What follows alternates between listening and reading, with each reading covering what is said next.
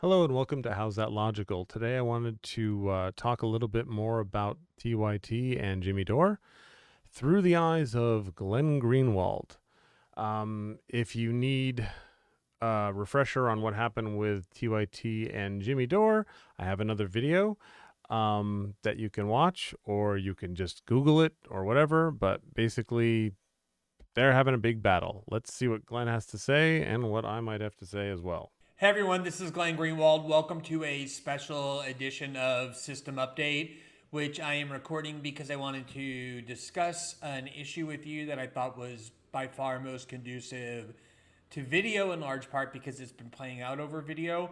And it may seem at first like this is a somewhat trivial or petty topic to examine, and I think it could be if it were done in a certain way, but the way that I want to do it, I don't believe it's petty or trivial at all. In fact, I think quite the contrary. It highlights and underscores extremely important pathologies that are plaguing liberal left political discourse specifically and our Western politics generally. And it's a very vivid window through which to see how these cancers are metastasizing and spreading and becoming increasingly normalized. Now, nominally, the episode that we're about to examine is a very protracted and what has become complex and vitriolic war between a variety of center-left and left-wing commentators, principally on YouTube, and it has involved a whole variety of exchanges of accusations, which I'm absolutely not going to delve into, nor arbitrate, nor even try and recount or describe, because I think if I did, that would make it trivial, and that's exactly what I'm not going to do. What I'm going to do instead is use what's been happening as a microcosm for really vividly seeing what are in particular, two very pernicious trends that I think need to be combated. In fact, are long past time to be obliterated. So the episode in question is a conflict that is still raging between, as I said, a variety of principally YouTube commentators, large ones with a large audience, such as Cenk Uygur and Ana Kasparian, who are the longtime stars of the Young Turks, which is, I think, the largest or one of the largest center-left or liberal outlets on YouTube, as well as the journalist Aaron Mate, who writes for The Gray Zone and was one of the few left-wing skeptics of Russiagate, as well as Jimmy Dore, who hosts his own show on YouTube. And as I said, I want to avoid the personal drama and instead focus on what I think matters. And there are things that matter here because they relate to and illustrate broader themes. Now, this has been going on for a few weeks, and I think one of the things that's really worth noting is that it all began with a segment that Cenk Uygur and Ana Kasparian did about the journalist Aaron Mate. And it doesn't much matter what provoked it, but essentially Cenk had posted a tweet about the Israel-Gaza conflict that literally thousands, if not tens of thousands of people. Okay, it does matter what provoked it. I really have to go and find that video and see why Anna blows up here. I don't know why he says it doesn't matter what provokes it. It always matters what provokes it. Ridiculed rightly. I was one of them because it tried to claim that the entire Israeli-Palestine conflict is about nothing more than sky gods and which person believes in which sky god. It was incredibly trite and reductive and primitive and dumb. And Aaron Mate was one of the people of the thousands who mocked and criticized Cenk's tweet for trying to reduce such a complicated geopolitical conflict down to something so moronic and such a dumb platitude. And for whatever reason, Cenk decided that Aaron in particular's criticism by Aaron really bothered him. And so on May 26th, he and his co-host, Ana Kasparian, quickly referenced the criticism of Aaron Mate of Cenk's position on Israel-Gaza. And instead of describing the criticism and then proceeding to engage it and refute it, or even instead of mocking it and ridiculing it, They didn't even talk about the criticism that Aaron had expressed at all of those views on Israel and Gaza. Instead, what they proceeded to do is something that has become extremely commonplace in liberal media and in liberal politics. And because it's so commonplace, we are starting to overlook how odious and pernicious and toxic and destructive and reprehensible it is. In particular, what they did was, in response to Aaron Mate's criticism, they accused Aaron, Cenk accused Aaron of being, quote, paid by the Russians. Paid by the Russians. He just spit it out as though it were fact. And Ana Kasparian, in a way, went even further because she didn't even state anything definitively. She used vague innuendo to say that she believes that Aaron Mate is working for despicable dictators, presumably Bashar al-Assad in Syria and Vladimir Putin in Russia, although she didn't say, which makes it worse because when innuendo is ambiguous, it's harder to engage or to refute. But just watch this short segment and to see how these tactics are so casually and breezily used by Democratic Party loyalists, liberal left commentators, and people adjacent to them. Just watch it for yourself. Said Aaron Mate yelled at me. And so Aaron Mate lied. Aaron Mate. Everyone cares what Aaron Mate has to say, right? Okay. The guy who denies that Syrian children were killed with chemical attacks. Yeah. And fuck gets Aaron paid Mate. by the, yeah, fuck you. Anyway, let's move on. Russians. Let's end the freaking pod. I can't. Okay, see, that's what happens. I can't stand that guy, and I can't stand the very intentional disinformation they put out there in regard to disgusting dictators around the world. The very people they seem to be working for, to be quite honest with you. Let's move on. No, I think I just want to play that again because don't. Okay, so, yeah, there's no context whatsoever. I do not think that Aaron Mate is being paid by evil dictators around the world. That's my opinion. I think he's very honest. I also know, if you have just a little bit of intuition, that what Anna is doing there is acting in anger, which is kind of a problem she has. When she gets really angry, she says sometimes nutty things. Most of the time, I think she's pretty amazing, actually. That was not an amazing time. That was a, oh, oops, crap, oh, shit time. I don't have any idea why she thinks, or said, I should say, Aaron Mate is paid by evil dictators. I have no clue. I would love to kind of know. That would be kind of fabulous. I can't find a reason why she does. But I do not. This is the little clip that everyone seems to be playing that's trying to use it as a reason why TYT is now an establishment media source that is not honest. And I don't think that's fair at all. When you're live, you sometimes make mistakes. And TYT is a huge, it's probably the biggest news media on YouTube. So people can use TYT to get more views by dumping on them. Not saying they don't always deserve it. There's a lot of times where I disagree with TYT. I'm just saying this is not an example of why. Hopefully he gets to something of evidence, because that's just someone's behavior that he just showed very quickly with no context whatsoever. About a minute long, and just focus on what it is they did here. This is what started this entire conflagration. They went and spoke to presumably their large audience of members, and because they were criticized by a journalist, they just stated flatly that that journalist is paid by the Russians and is working for some of the world's worst dictators. Just watch it again. Listen to what they said.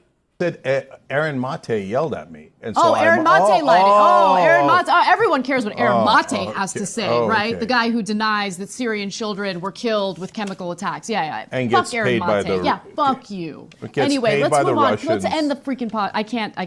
Okay, see, that's what happens. I can't You stand. just I saw can't it. stand that guy, and I can't stand the very intentional disinformation they put out there in regard to disgusting dictators around the world. The very people they seem to be working for, to be quite honest with you. One of the things that I want to point out about this is, does she sound like she's reading from a script?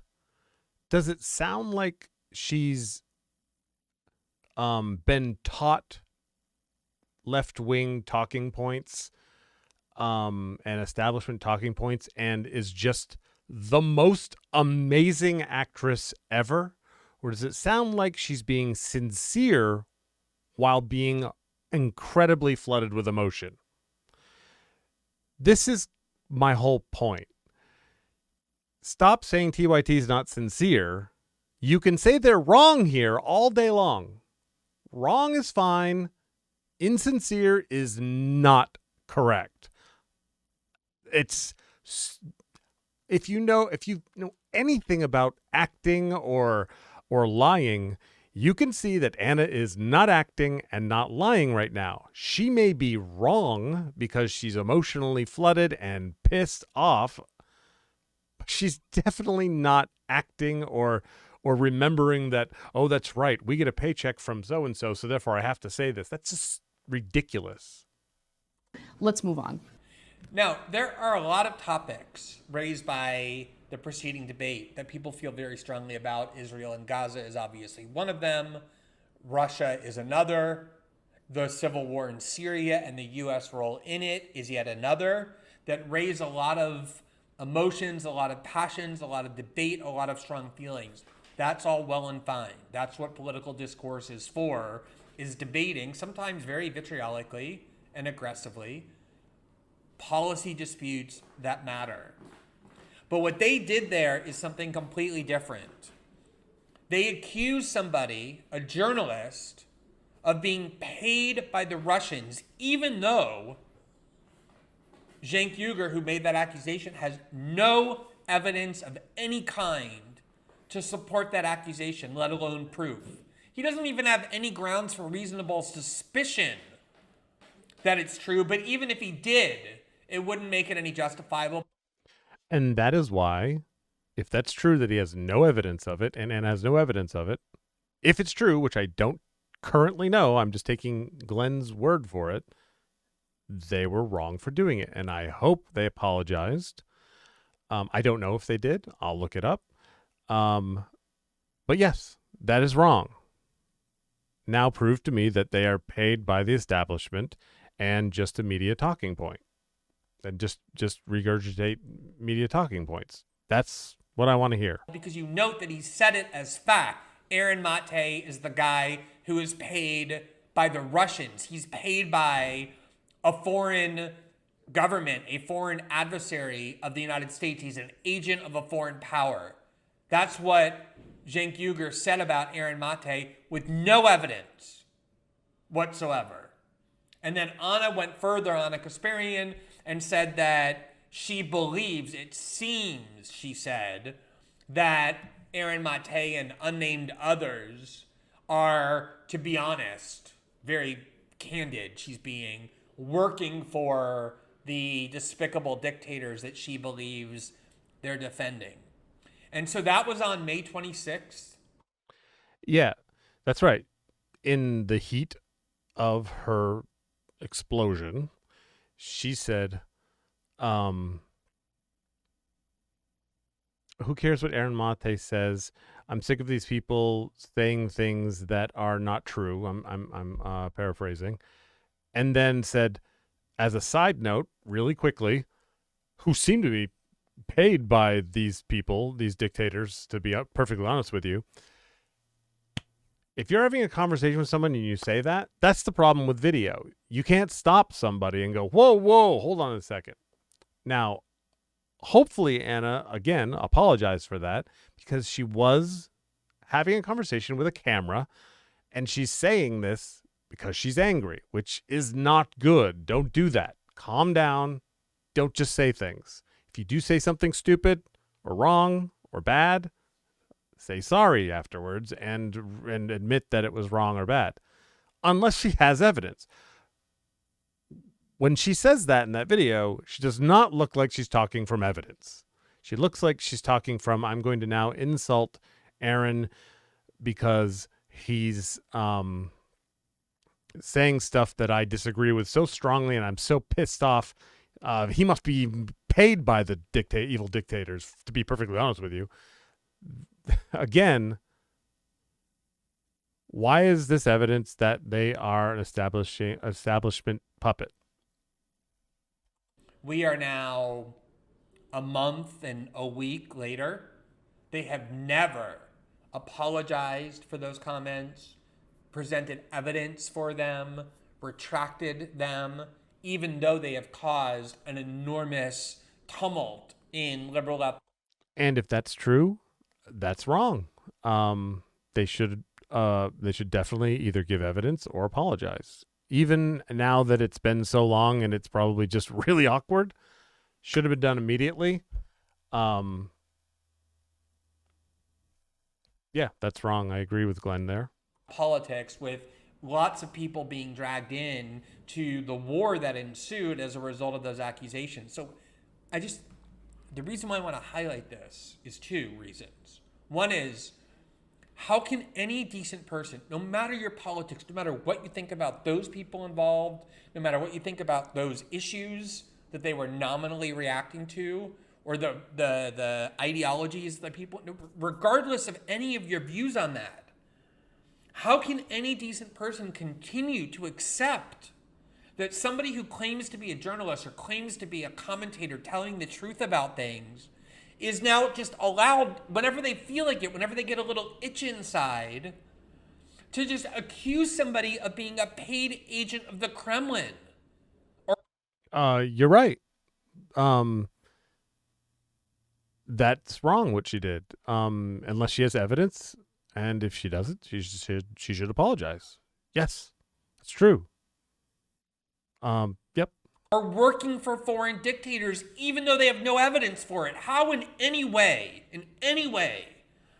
is that tolerable or permissible in our discourse? How Nobody can you thinks possibly it is, be I don't somebody think. who watches that program or who in any way admires those two commentators or think they're doing good work and not be indignant that they're feeding you lies, things that they just make up, fabrications in order to slander their critics?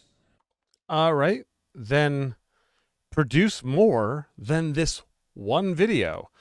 And they have thousands of hours of video. I'm sure you can find some other time where one of them exploded and said something stupid, as we can you, and as we can Jimmy, and as we can Kyle Galinsky, and Tim Pool, Steven Crowder's probably got a lot of them. Joe Rogan says stupid stuff all the time. He has the luxury of saying, I'm an idiot, so who cares? Don't listen to me, whatever. That's kind of what Jimmy does. Jimmy does that whole thing where he's like, I'm just a comedian that smokes pot. And somehow I'm figuring this stuff out. It's such an insult to your intelligence if you're watching that. And Wait. God, I hate when people take one instance and create a giant opinion about it. No. TYT does a lot of good work. Jimmy Dore does a lot of good work. None of the good work is coming out of this war between Jimmy Dore and TYT. It's a lot of bullshit. Honestly. It's just mind-boggling to watch that people believe that they have the prerogative to do that, to accuse somebody of grave transgressions, of what are crimes. Man. Move on from this. Even though they point. acknowledge, they will acknowledge they have no evidence at all. It's like 12 minutes that it's in. true. They're just making it up and broadcasting it, publishing it. We get it. To hundreds of thousands of people. Yes. We all Who understand. isn't angry about this? It's very annoying. It's as morally repulsive and ethically disgusting We get it. and journalistically Please explain it one more time. I'm not There's understanding what you're nothing saying, worse Glenn. you can do if you're participating in public discourse. Yes. Than deliberately and casually smear somebody while knowing that you have no evidence. No. And yet there are plenty out of of passion. people who have commented on that episode and the ensuing controversy who cannot get past their third grade mentality of who they like and who they dislike, or which side of the political debate they fall, who just are willing to sanction it and overlook it and not care about it or denounce it or demand evidence for it or a retraction if none is presented, because they're incapable of viewing the world through any degree of principle or with regard to any just minimally ethical standard, like just the basement for what should be required to permit people to participate in public discourse. Okay, Do not go around get to the next hurling point, man. accusations as truth Yes. while you've knowing that you convinced have me. no evidence to What corroborate Anna them. And said yet was that's wrong, and exactly she should what have they did, apologized and or there come up are with dozens of evidence. high-profile liberals who have taken their side and never once said, well, even though I'm on their side, the one thing I really dislike and actually don't accept and want them to apologize for and withdraw are these very serious accusations. Yes. This is the state of liberal discourse in the United States. What is? And Could that's you why please I think explain this it is so again? worth doing. If it were just an isolated incident involving Cenk and Ana and Aaron Mate, I would have no interest. Oh, more in talking instances. about Good, it. good, good, good, good, Because good, they're just good, not good, significant good. enough to take your time with. It would just be an isolated, shitty act that they did. Okay. So that get to the next one, please.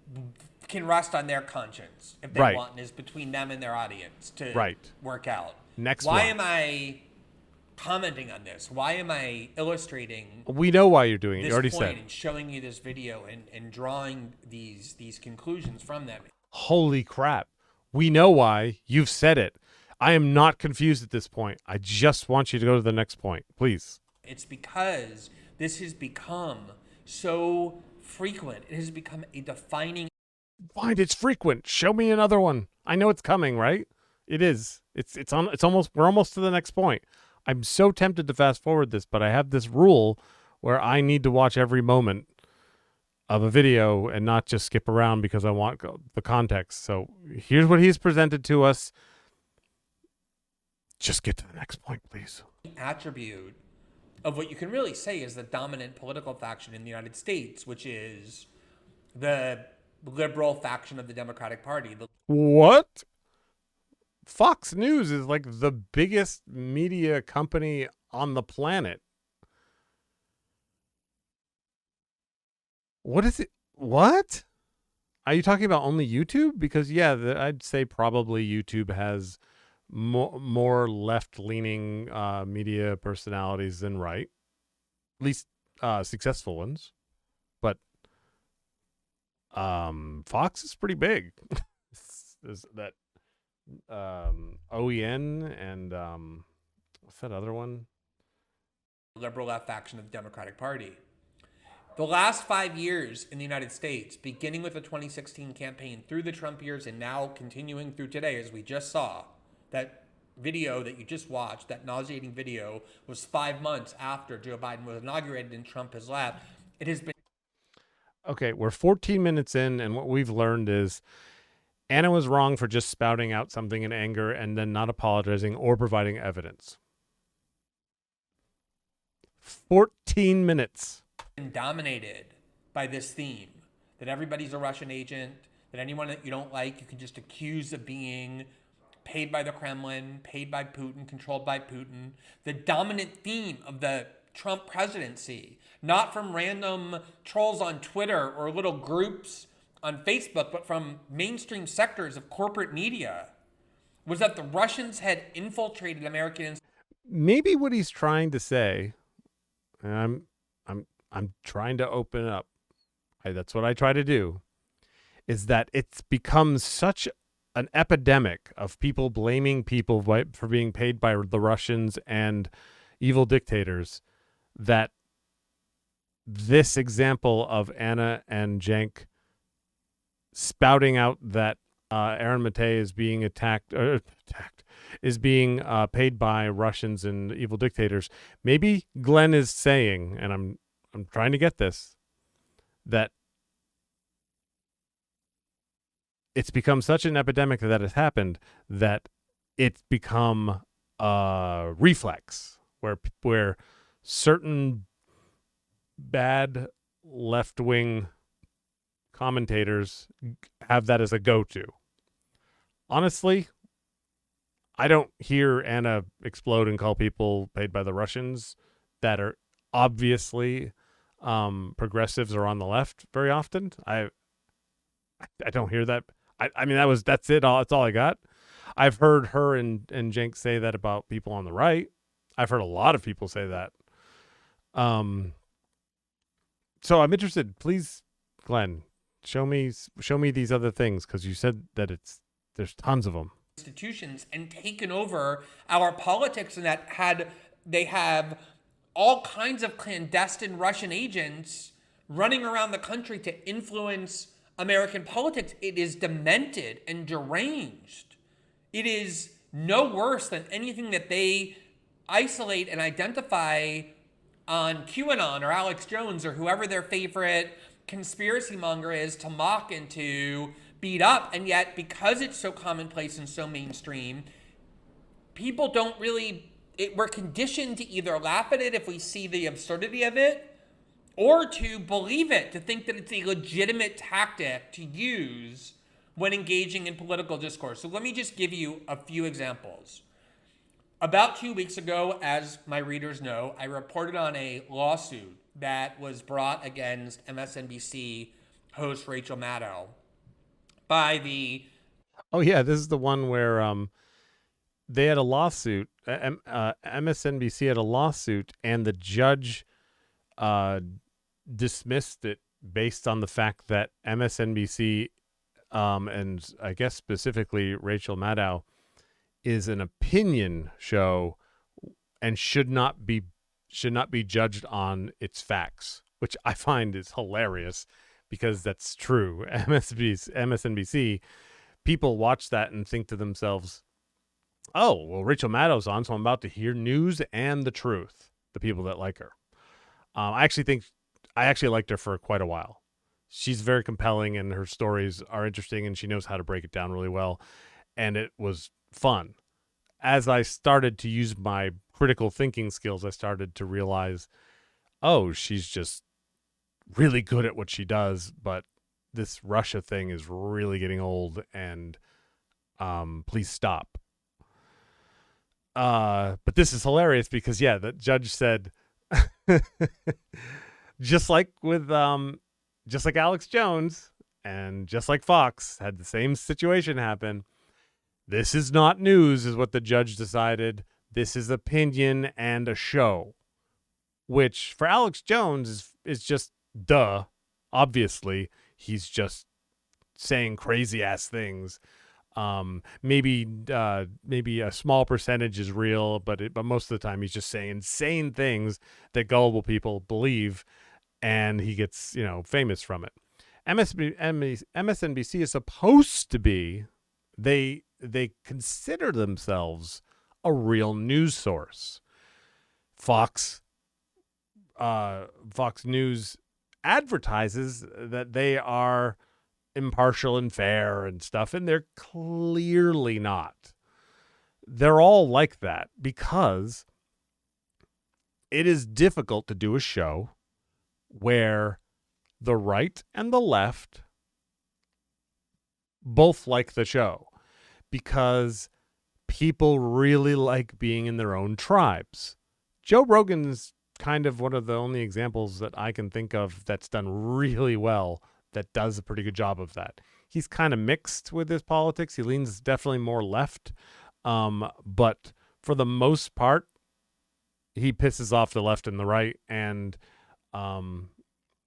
props up the left and the right quite a bit. There'll be a show on one time where he'll be talking to someone that I completely disagree with, like a gun activist or something. And I'll be like, "Oh my God, Joe, how dare you put him on the show?" I wouldn't say that because I like that he talks to everybody a lot, and actually I end up learning a lot about about gun activism, and actually have been swayed on a few topics in the gun control world. So that's one of the things I love about Joe Rogan. Then he can also talk to someone like Bernie Sanders and Medicare for All, and I think that's amazing. Rachel Maddow is lefty McLefferson, and the only thing she's ever going to do is talk about lefty left, and it's all going to be not impartial. It's going to be definitely steered towards the left is correct and the right is insane. That is true. Fox does the same thing. Alex Jones is a total insane lunatic. I don't even know what to say about him. He's a nutbag. Pro-Trump, right-wing, cable network, One American News, OAN. And the lawsuit ultimately concluded in Rachel Maddow's favor. It was a defamation lawsuit, not because the court said that what she had said was true, but quite the contrary. MSNBC's lawyers argued, and the court accepted, that everyone who watches Rachel Maddow knows that she's not really saying anything factual. She's using exaggeration, she's using hyperbole, she's using melodrama, she's inserting her own opinions. And anybody out there that's like, yeah, MSNBC sucks. Fox had an exactly same court case where they said the same thing and it got excused on the same grounds, that it's hyperbole, it's not factual, it's opinions.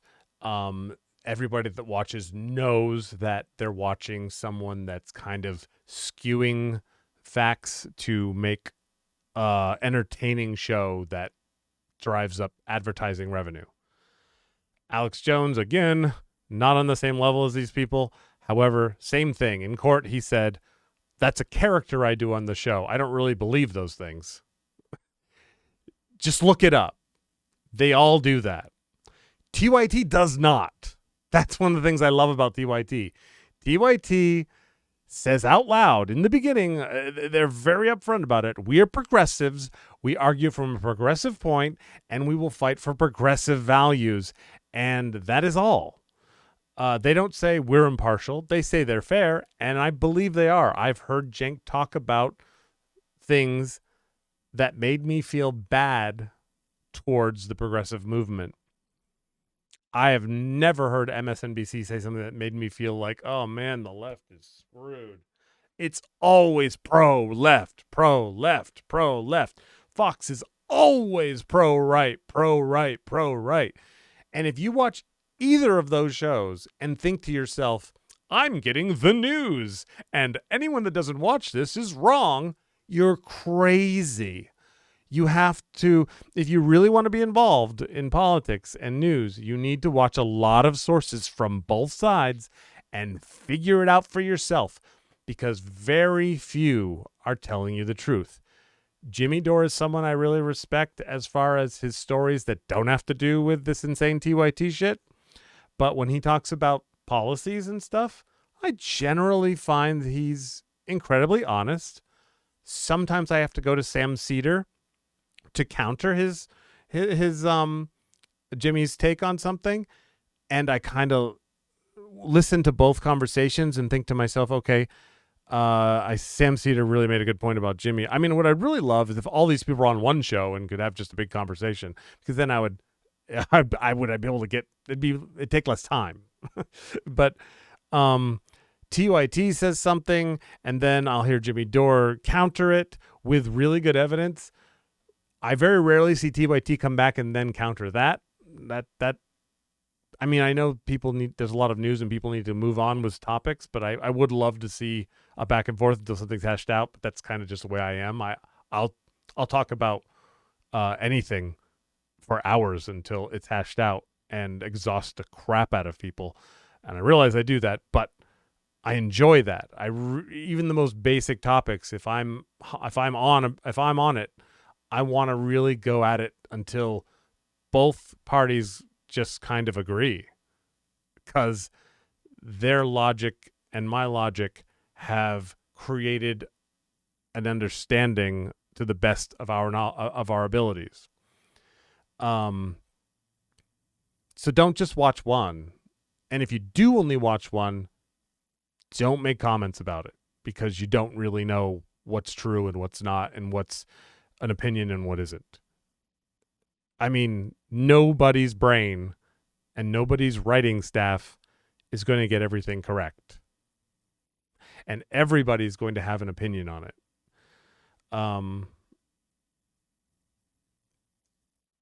The quicker we realize that, the faster we will come together as people. In order to make a point that everyone knows it's not a real news program. That's the only reason she won, because her lawyers and ultimately argued, and the court ultimately accepted, that no one really believes that what she's saying is factual. But remember what it is that she said that gave rise to that lawsuit. She was talking about OAN, and she said, quote, "What you're hearing from OAN, quote, really, literally, is paid Russian propaganda."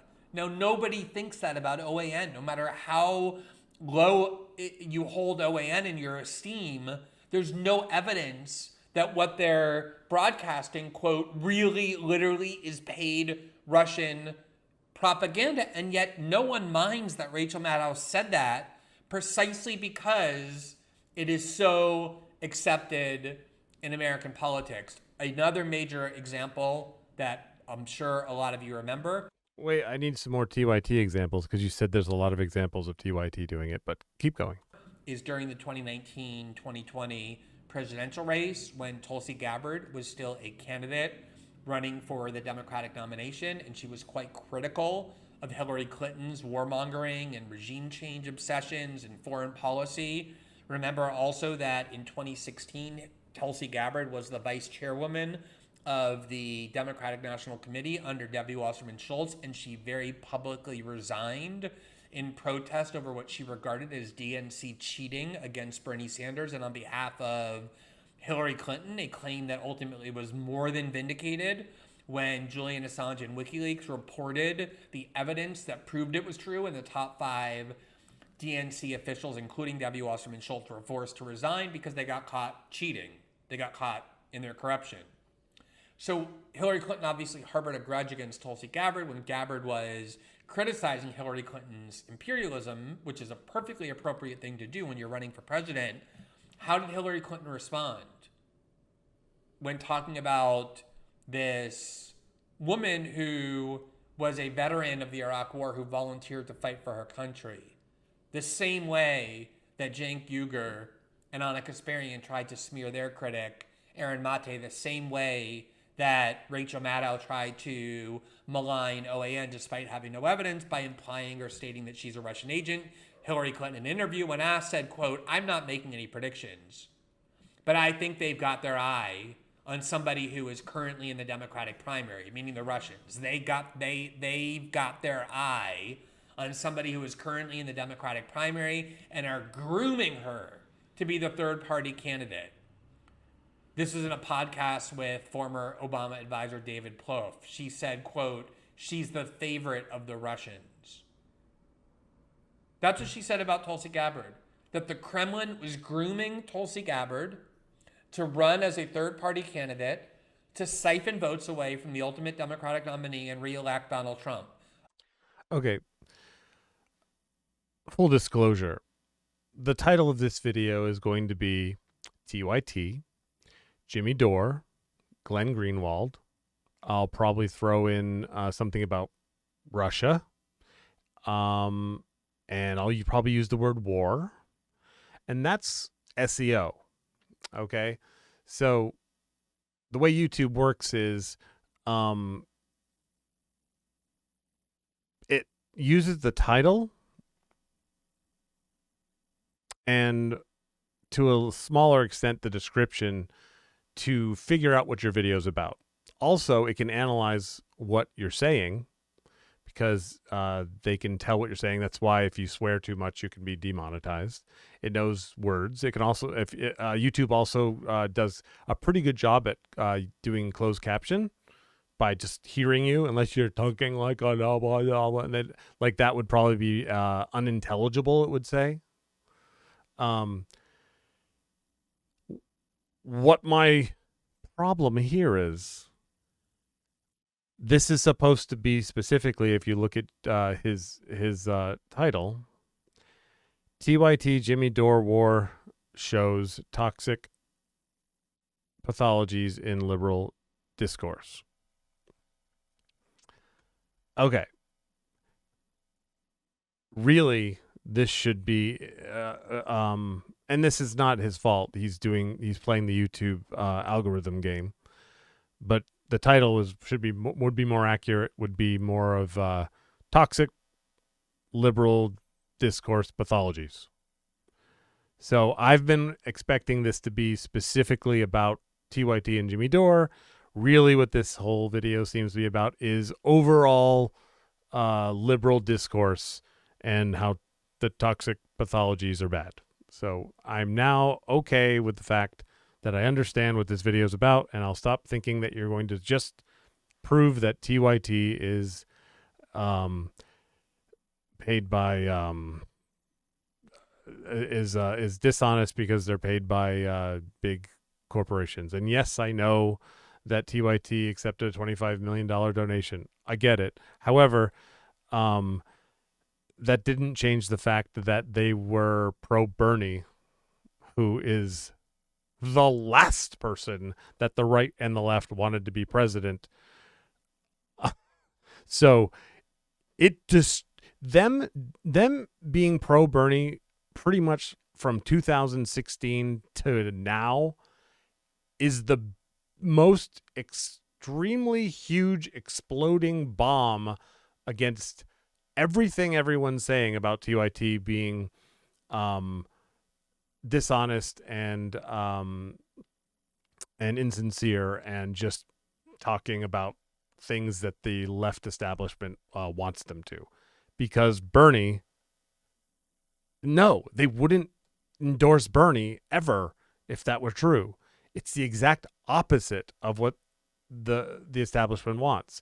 So, okay, this video is not about that. It's about this instead. I get it. Okay, go on, Glenn. A completely deranged, unhinged hallucination that came out of Hillary Clinton's head and then through her mouth onto a podcast that, again, no one holds, or very few people hold against Hillary Clinton, because in Hillary Clinton's an idiot and mainstream liberal politics, incredibly corrupt, not terrible person. So trolls, we all know that. Anonymous Everyone Twitter knows trolls. that. I'm citing the most Most influential people in liberal discourse and in TYT liberal is politics. In nothing that like realm, Hillary it is Clinton. completely acceptable to wield this as a weapon. No. This tactic in Democratic Party politics is so commonplace now. It is. Rachel Maddow, her entire show all the time is Russia, Russia, Russia, Russia, Russia. Even today, she still talks about it. TYT has a woman, Ana, who can explode and say stupid shit, who should have apologized. She's also an amazing journalist, and so is Cenk, and TYT does a great job on progressive stuff. Yes, I get forced to vote. I was for forced to vote and wondered why the hell TYT wasn't. Yes, you can disagree with people, but it does not mean they're suddenly, by the way, that's a great pause, but it does not mean that suddenly you can just assume that they're dishonest actors. TYT believes everything they're saying. You can think they're wrong, but they're not being insincere. And endorsing Bernie Sanders for president from 2016 until even today they talk about it is all the proof you need. Rancid as it is common, that it would take me hours to chronicle even the leading examples and days, if not weeks, to document them all. But I obviously have some of my own personal experience with that as somebody who has been a leading skeptic of the whole Russiagate scandal from the start. I cannot count how many times I've been accused of being a paid Russian agent, not, again, by just random people on Twitter, but by major voices in liberal media. In fact, just 2 months ago in May, I criticized Joe Scarborough for having praised Liz Cheney as some sort of noble, truth-telling patriot.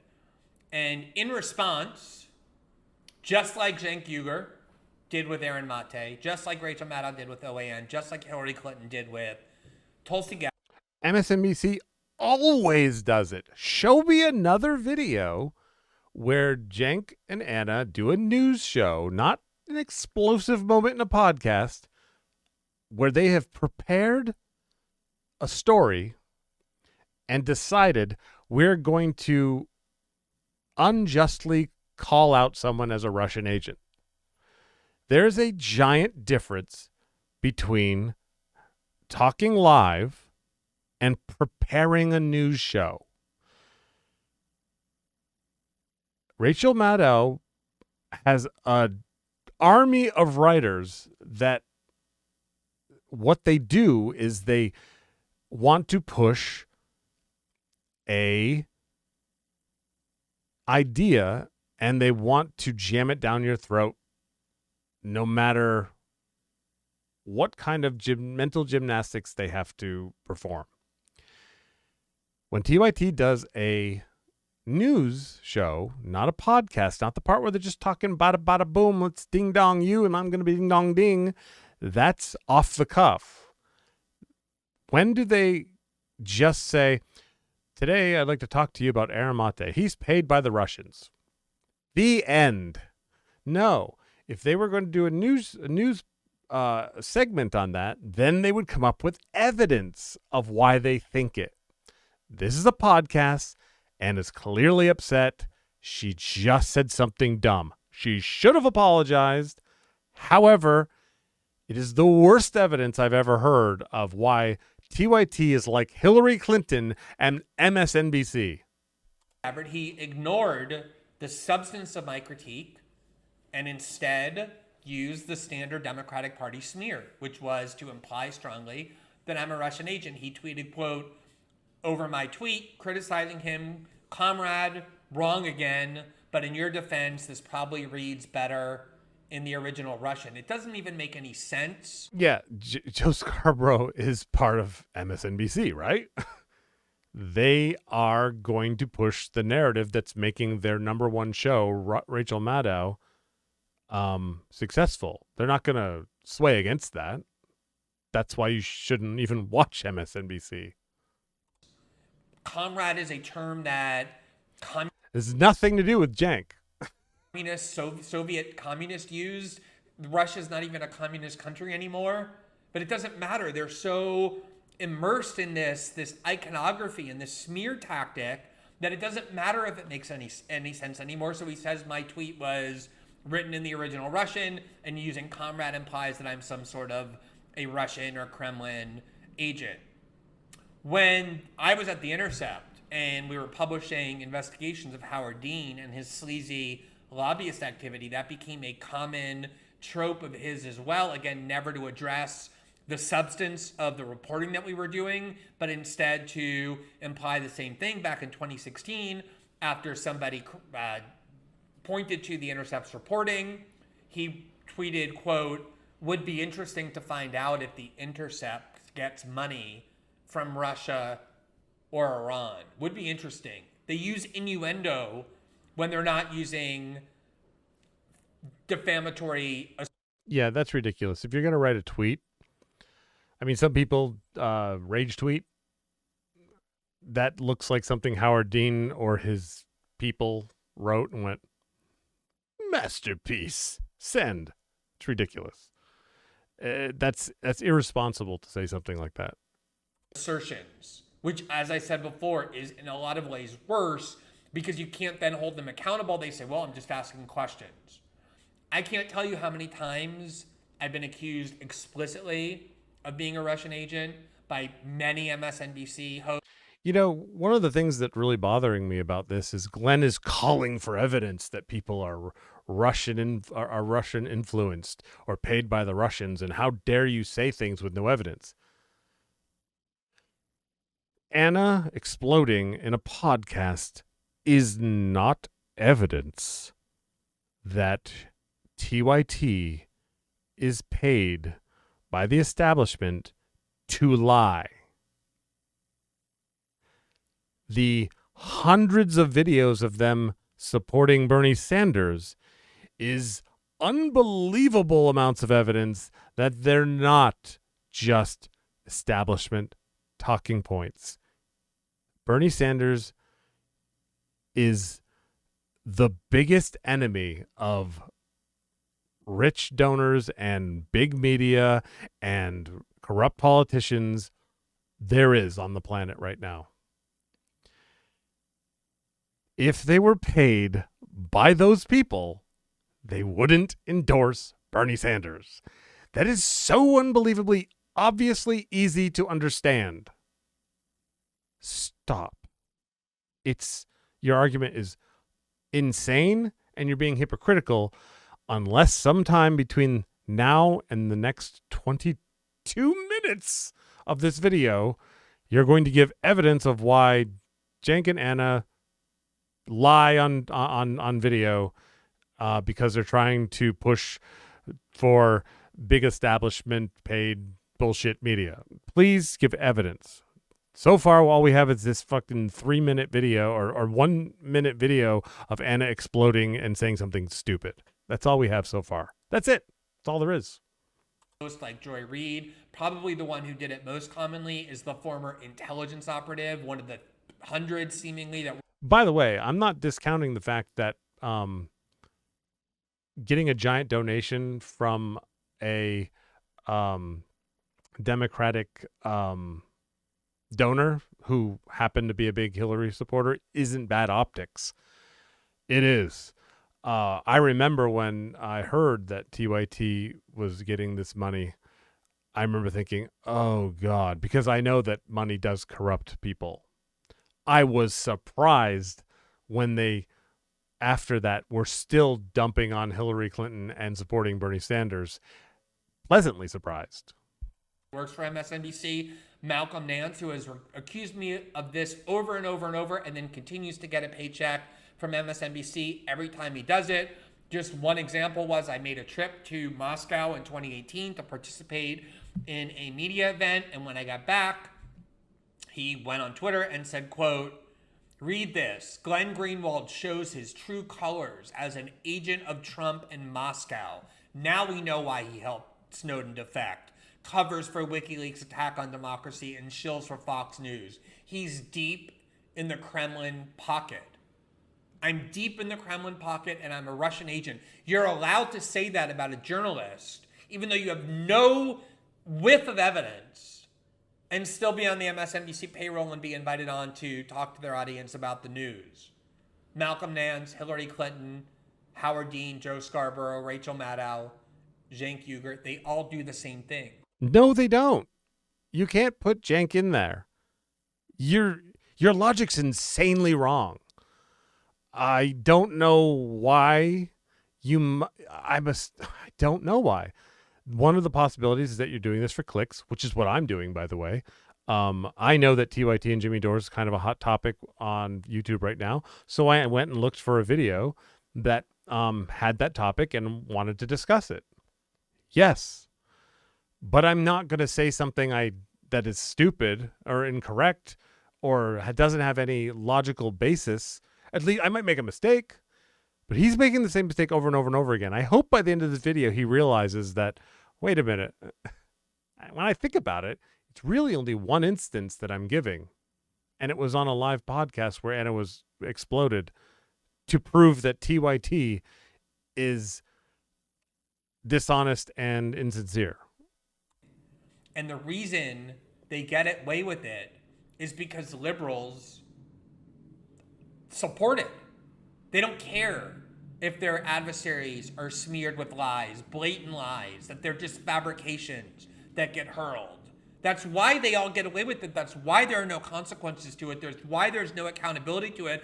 And it's why liberal politics and liberal discourse is so rotted and corrupted at the core. So that's one reason I wanted to examine this controversy, was because it all began with something that deserves a lot more attention, which is that media figures. Everyone needs to be careful when they're making grand statements. Okay? Yes. Again, Ana being flying off the handle and saying that stuff on a podcast is wrong and she should have apologized or given evidence. One or the other. Absolutely. However, in Jimmy's video, he's claiming that the reason why it was okay that he made those sexual comments that he claims are not sexual or not harassment to Ana was because the feeling of the TYT show at the time was a very Howard Stern-esque thing where they were evaluating women on air. By the way, there's videos that if you see the old TYT videos, very disturbing, very disappointing. However, they're like 10 years ago, and Cenk has apologized for them and says they're cringeworthy and agrees with everyone that they were wrong and terrible. That is important, by the way. Whether he believes it or not, I do think he does. Well, I'm sure somewhere in there he has like a little boy sort of frat boy sort of thing where he thinks they're kind of funny. Remember when we used to do that? But he at least acknowledges that he knows they were wrong. However, to say that TYT is shouldn't be making huge statements without any evidence is true. But Jimmy's using their old videos as an example of why they're currently dishonest about being progressives and about sexual harassment, and that's also very wrong. I'm not going to use dishonest because Jimmy seemed really sincere, although he seemed a little defensive because he was embarrassed, I think. But yeah, you have to be careful when you say something like if Glenn Greenwald. I'm assuming that he made this video because he can put TYT and Jimmy Dore in the title, and he had this idea. I'm going to do a whole thing on the left discourse on the toxic pathologies being the thing, and keep using that as a reference of why TYT is wrong. I'm assuming he'd really love if TYT did a video on Glenn Greenwald and why he's wrong, because that would blow up everything for Glenn Greenwald. Which, of course, me too. I would like Glenn to come on a video and be like, this is why How's That Logical stupid, because that would explode me. And it's kind of a YouTube game. It's what works. I just started, but I watch it happen, and that's what happens. I try to be as honest and logical as I possibly can. Glenn may not have the ability to see that his example of the podcast, the style talk thing that TYT did that day is not ever overwhelming evidence to support that the entire show, who has thousands and thousands and thousands of hours of video that are against the establishment and against big money in politics, and against Hillary Clinton and for Bernie Sanders and for the Justice Democrats and for a wolf pack who's trying to get money out of politics. There's so much that TYT does that's anti-establishment. To say that one thing is evidence is ridiculous. I'm not going to say dishonest. It's possible he just doesn't get it, but it's wrong. It's not correct. So, yeah. Feel completely free to fabricate out of thin air allegations that someone is a paid agent of the Kremlin. It all began when Cenk said about Aaron, he's paid by the Russians. Cenk is a liar. He fabricated that. He'll never retract it because in the liberal circles in which he swims, in which he floats, that is a perfectly acceptable thing to do, even when people know you have no evidence for it, that you've invented it out of thin air. Now I want to turn to the second component of this conflict that also merits a lot of attention for the same reason. Well beyond this conflict, it's become a very common, destructive, toxic tactic in liberal discourse. So after Cenk and Ana went on their show and said what I just showed you they said about Aaron Mate, one of The people who objected, there were many, I was one of them, but one of the people who objected was Jimmy Dore, who hosts a very popular show on YouTube. He used to work at the Young Turks. That's where, in a way, he got his start commenting on politics. He knows all of them. He worked there for many years. When he left in 2015 or 2016 to do his own show, it was very amicable. He said nice things about them. They said nice things about him, but he wanted to go and work on his own. But lately, he's been escalating his criticism. What Jimmy actually said was he did have that one explainer video that was very they were, you know, where he was talking about how awesome TYT was. Yes. Very soon after, he did also say one of the reasons why he left was because he didn't agree with the Russiagate stuff and he couldn't be a part of it anymore. Nobody knows what the real story is. I don't know. It sounded sincere and it does fit what I think Jimmy Dore believes about Russiagate being ridiculous. So it wasn't just, I want to go do my own thing. He actually was sickened by the Russiagate stuff. Of the Young Turks' politics. He had a strategy called Force the Vote, where he wanted the squad to refuse to vote for Nancy Pelosi as speaker, which would have prevented her from getting elected unless she agreed to bring their healthcare policy to the floor for a floor vote. And it caused a big split on the left because a lot of people don't ever want any pressure being placed on the squad, let alone criticism of them. So this for the record, I was for Force the Vote. I understood the opposition and why they thought that Force the Vote wasn't a good idea at the time. I disagree, but I'm kind of a nut. I like crazy things. I like when people do wild, dangerous things to try to move progressive movements forward. So I was for Force the Vote, and I was behind Jimmy on it all the way. What I don't think is right is Jimmy attacked TYT on their ethics when they simply had a different opinion. It's possible to have a different opinion and not be evil.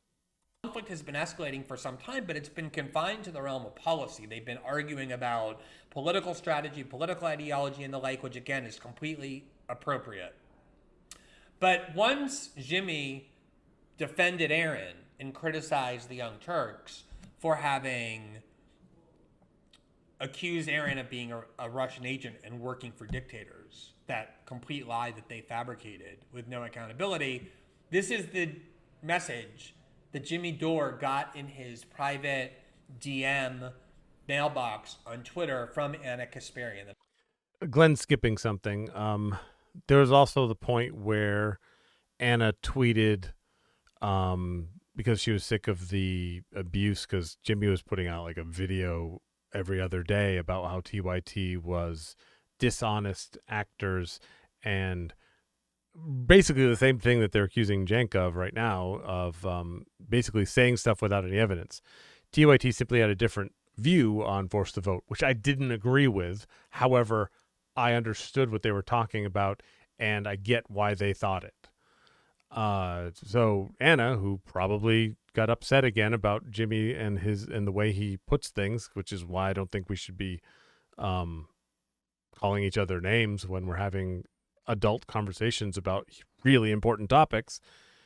Anna got pissed and said something like, I think it was something like Jimmy's a grifter. Or something like that, which of course made Jimmy go, oh yeah? Well, let's turn it up. That's what Jimmy does, turns it up. I want to show you. So let's put this on the screen.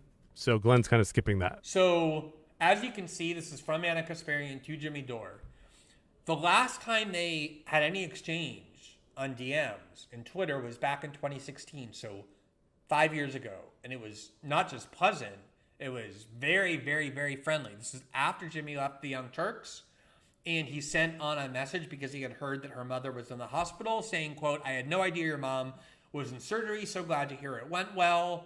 Hashtag best thoughts." And she replied instantly, "Thank you, Jimmy. Watching you guys kick ass right now." So obviously there was a lot of admiration. There was a lot of friendship between those two. in 2016, the last time they spoke, at least by... There's nothing obvious about those texts at all. So that's a huge assumption. Ana could hate him right there and just be being friendly back. I'm not saying she did. I'm saying that's not evidence that they were that way. Don't forget, these people also work in the same industry. So you're going to want to keep it friendly unless it suits you to not be friendly, right? At this point, it could be two people that work in the same industry being friendly because Jimmy just left and TYT at this not long before this. So again, huge assumption right there. That's not enough evidence to prove that they were friendly people that were happy in love with each other. No, it doesn't prove anything. It just proves that this text exists. Idea. All of that changed on June 11th as Jimmy was criticizing the Young Turks for having lied about Aaron being a paid agent of the Kremlin, when he got into his DM box this message that I'm going to put on the screen from Ana Kasparian. Again, he's skipping that tweet that Ana wrote. And Ana wrote that tweet saying that that Jimmy was a grifter because she was sick of, again, probably got angry because Jimmy was continuously tweeting about how Ana was paid by NATO because she went to a convention that was paid by NATO, I think it was. Again, he was accusing TYT of being dishonest over and over and over and over again and propping himself up as this high moral progressive that only wants the world to be a better place. When you want the world to be a better place, you don't attack people on a personal level, I think anyway. Excuse me. I think that Ana just got pissed. So anyways, this text, I can't wait to hear. If Glenn calls this blackmail, I might just go flying around the room and explode. The first one she sent him, at least by Twitter, in 5 years since that very positive exchange last time, which said the following, quote, "I'm sure you remember when you constantly made inappropriate comments about how sexy you found me at work, and even felt the need to ask me where I shop for my jeans so you can buy a pair for your wife so she dresses better. That was followed by an apology card you wrote me for the degrading harassment. I've been holding back." Something important you have to know about this text. Ana didn't release this text. This text was to Jimmy. It's really important. If you write a text to a person, you would never, ever say insanely wrong lies to the person about their behavior. You might be wrong, but you would never say lies because you're just telling them. They know what happened and you know what happened. Ana didn't release this text. Jimmy did. So this text is Ana being honest to Jimmy, which leans me towards probably Ana's telling the truth about at least perceiving a lot of constant made inappropriate comments about how sexy Jimmy found Ana at work. That's the way it works when you talk to someone. I wouldn't text somebody and go, "I'm sure you remember how you used to punch me in the face every Friday right after lunch," because that's insane. If I wanted to write that and then I wanted to take the text and put it out there as evidence, first of all, anybody would think that would evidence. That's ridiculous because if you're putting it out there, you can just say, well, you just did that because you wanted to have evidence that this person punches you in the face every Friday after lunch. So she wrote this to Jimmy. She's not trying to prove something to Jimmy. She's bringing up something that she believes he remembers also. Okay? That's important. Back, letting you run your mouth nonstop as if you're some sort of warrior for what's good in the world. Okay. She's using her belief that Jimmy was being disgusting back then and always making sexual comments, how sexy she is at work, which is inappropriate, as a reason why it bothers her that Jimmy is always trying to prop himself up as a big moral progressive leader that's also for women's rights and for the MeToo movement, progressive policies. Okay, she's saying, you remember what you did when you worked here, and I'm sick of you pretending that you're such a moral progressive person. Gives another example of why when Jimmy says to her, apparently, and again, he's telling him, you remember when you said, I really like your jeans. Would you tell me where you got them so I could get a pair for my wife so she'll dress better? And Jimmy on his show admitted that he said that. He claims he sincerely wanted to know where Ana got the jeans so he could buy them for his wife. That doesn't sound right to me. I went into that in my other video. I don't need to go through it again. That's going to change. Okay. Then so she says, you remember all the times that you said that I was sexy at work, and you even asked me one time, those jeans are really nice. Could you tell me so I could buy a pair for my wife? You can pretend all day that is just a normal conversation, but it's not. Ana remembers this from 10 years ago. So it was after the stuff that she's saying. So do I believe Ana here? Yes, because she's telling Jimmy, not the world. She's telling the person, which would be really uncomfortable to just be lying to the person for no reason. Okay? So then she says, that was followed by an apology card you wrote me for the degrading harassment, which Jimmy also admits he wrote a card because he said, I felt that I had humiliated Ana, not because I was wrong. He says over and over again, because I was too funny and too many people laughed at it. And then I realized, oh no, that joke went over so well that Ana's now humiliated. He then says that she was his boss. She wasn't. She was just a co-host on the show. She didn't get promoted till much later, years later.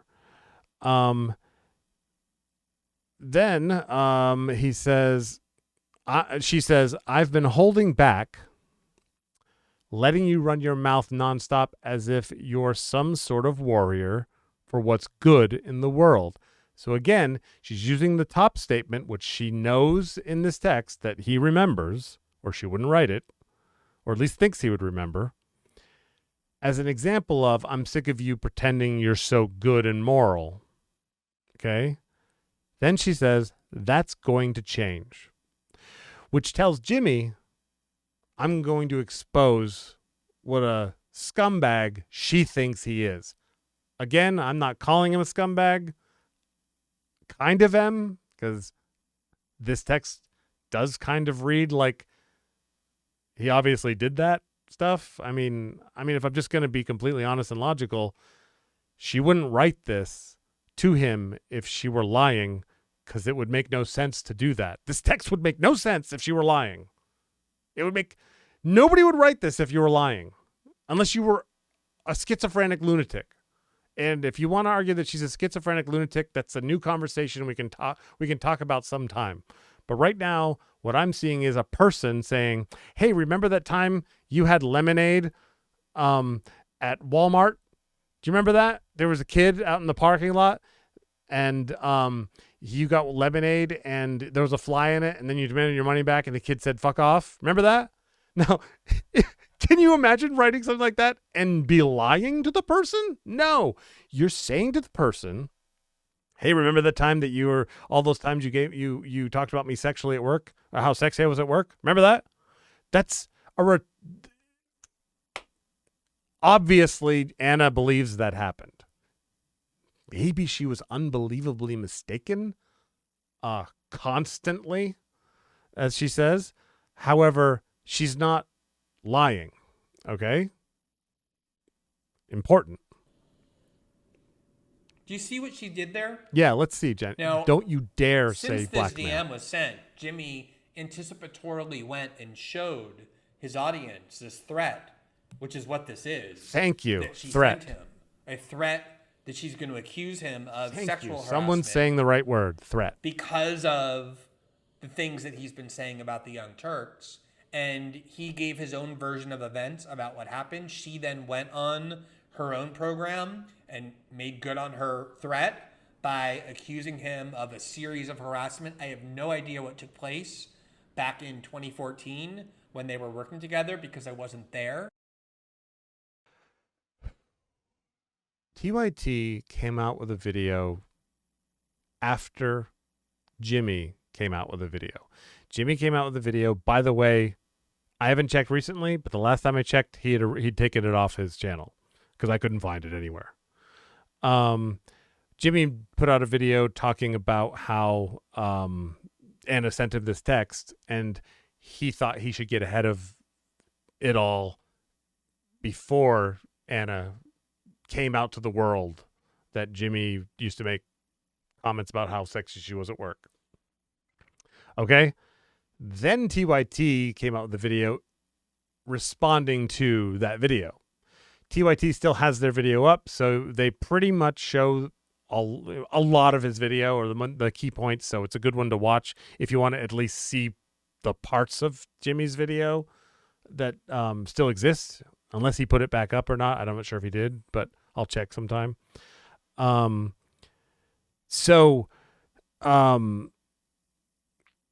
That's out of order what he just said is what I'm saying. TYT put out a video after Jimmy put out a video on it. So yes, she made good on it, but she kind of had to, obviously. And I'm not saying that she wasn't going to, but Jimmy is the one that brought up all of this publicly first. But here's what I can't comment on whether anyone did anything wrong back then, but this is what I can comment on. Yes, you can, Glenn. You know why you can? Because Jimmy admitted it. Both parties admit that Jimmy said those things. Maybe not sexual, how sexy she was at work, but he talks about sexually humiliating her, or humiliating her in a sexual way, in my opinion. Screw sexual, it's gone. Humiliating her because in his story, Ana was wearing such a short skirt that when she bent over, you could see her ass and thong. And he said, "Hey, Ana," and I'm trying to do my best, Jimmy. "Nice new skirt." That's not apology. That's continuing the harassment. Ana Kasparian was not Jimmy Dore's subordinate at the Young Turks. Okay, please come up with evidence for that, because she wasn't. They were both employees. She produced a show, one of the shows that was on TYT, but she wasn't his boss. Quite the contrary. If anything, she was quite senior to him.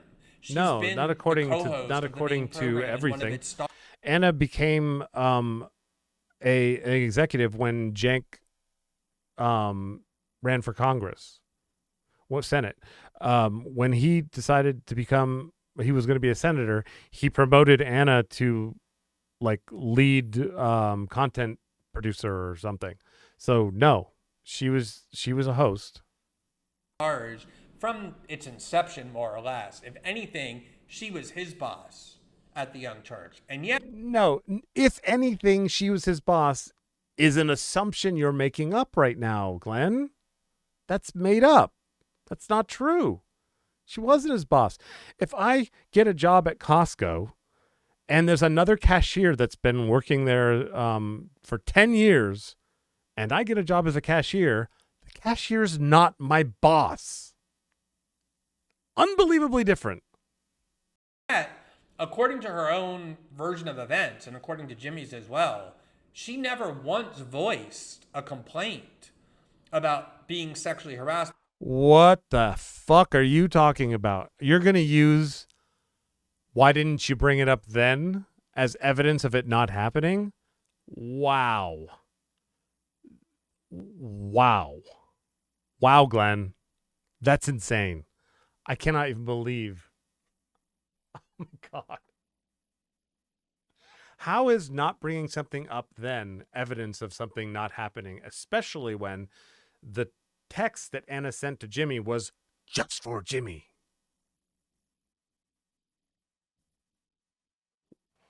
What? By Jimmy Dore in the workplace to the Young Turks. In fact, Cenk Uygur, who's the CEO or the president of the Young Turks, said that he never heard about any of this until she made good on that threat in order to use it against him. No, that's not what he said.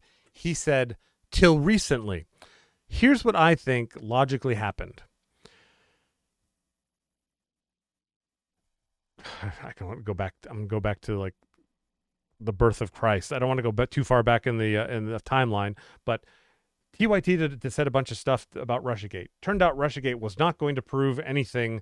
Whether or not it was true or not doesn't matter. It wasn't going to prove enough for it to care. Let's stop talking about it. TYT kept talking about it, and Jimmy left the show. Jimmy decided that he was going to talk about badly about TYT and use the Russiagate stuff as evidence that they are dishonest actors.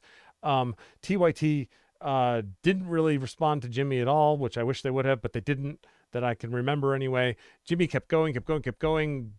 Ana lost her temper. She wrote a text, a tweet that said that Jimmy was a grifter. Jimmy lost his mind and amped up everything. Ana eventually was fed up with it that she lost her mind and sent a text at the worst possible time to Jimmy, reminding him that he used to sexually harass her, and the text was only for him.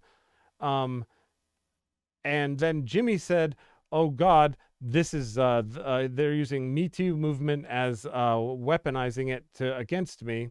Came out with a video to come out ahead of it, and decided to use that as an example of furthering TYT being dishonest, even though Ana was writing it to Jimmy.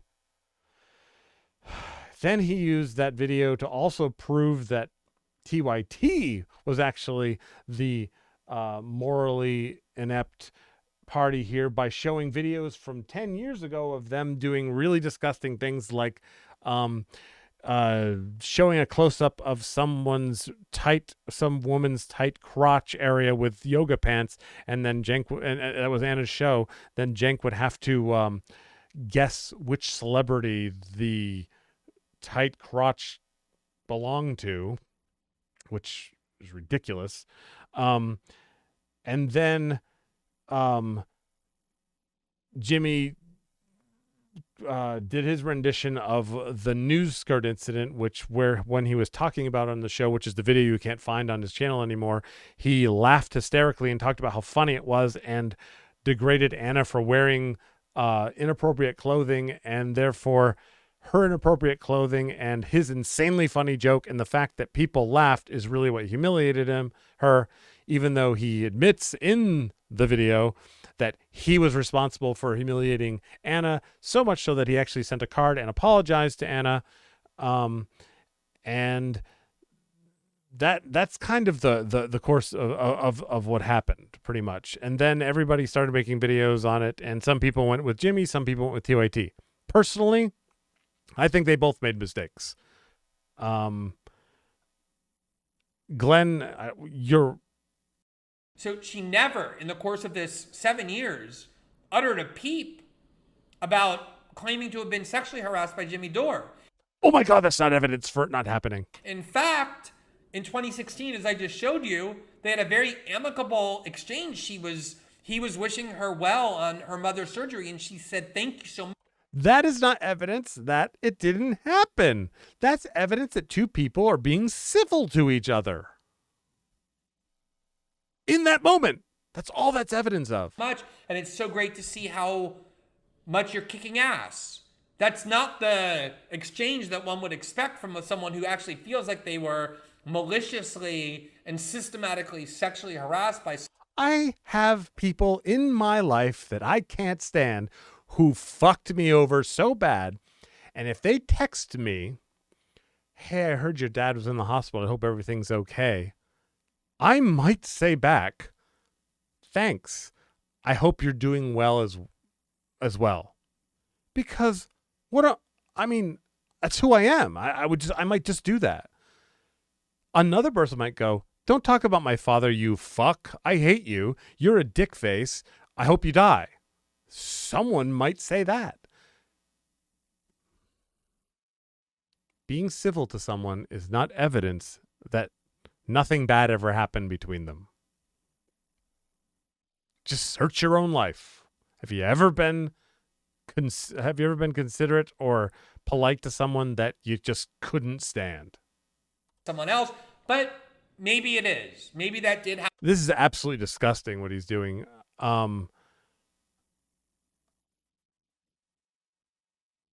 If you're that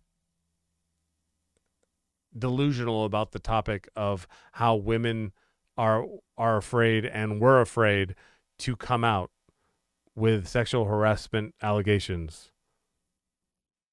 that is tone deaf. Happen, and for whatever reason she decided to keep it to herself. That happens a lot where women are actually harassed or otherwise victimized and they choose not to come forward. That's their right, and that happens a lot. That fact that someone doesn't come forward doesn't mean nothing happened. But what? What she's doing here Don't say black is man. as grotesque as it is transparent. She kept it in her back pocket. This is something I kind of agree with. Worst timing ever, Anna. Worst timing ever. However, I who knows if TYT would have come out with this? Probably, maybe.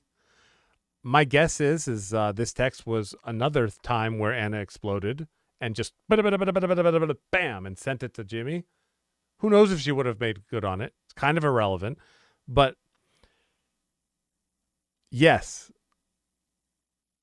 I think text can sometimes be a really bad way to communicate, especially when you're upset because it's in writing. Yes, bad timing doesn't mean it didn't happen. Bad timing doesn't mean it didn't. She kept it in her back pocket. Kept it in her back. So now Anna is an evil mastermind that's like, he keeps talking about me. From the perspective that it's true, this is what Glenn is saying. By the way, Glenn's also saying that it isn't true because Anna didn't come out with it then. So is it true or isn't it true? Because you kind of keep going back and forth. I am leaning towards it probably was at least perceived to be true by Anna, because why would she text somebody personally about what he did? What would be the point of that? And she's saying to him, "I've not said anything this whole time, but now that you're critical." Oh, right. Glenn's saying that Anna kept this in her back pocket.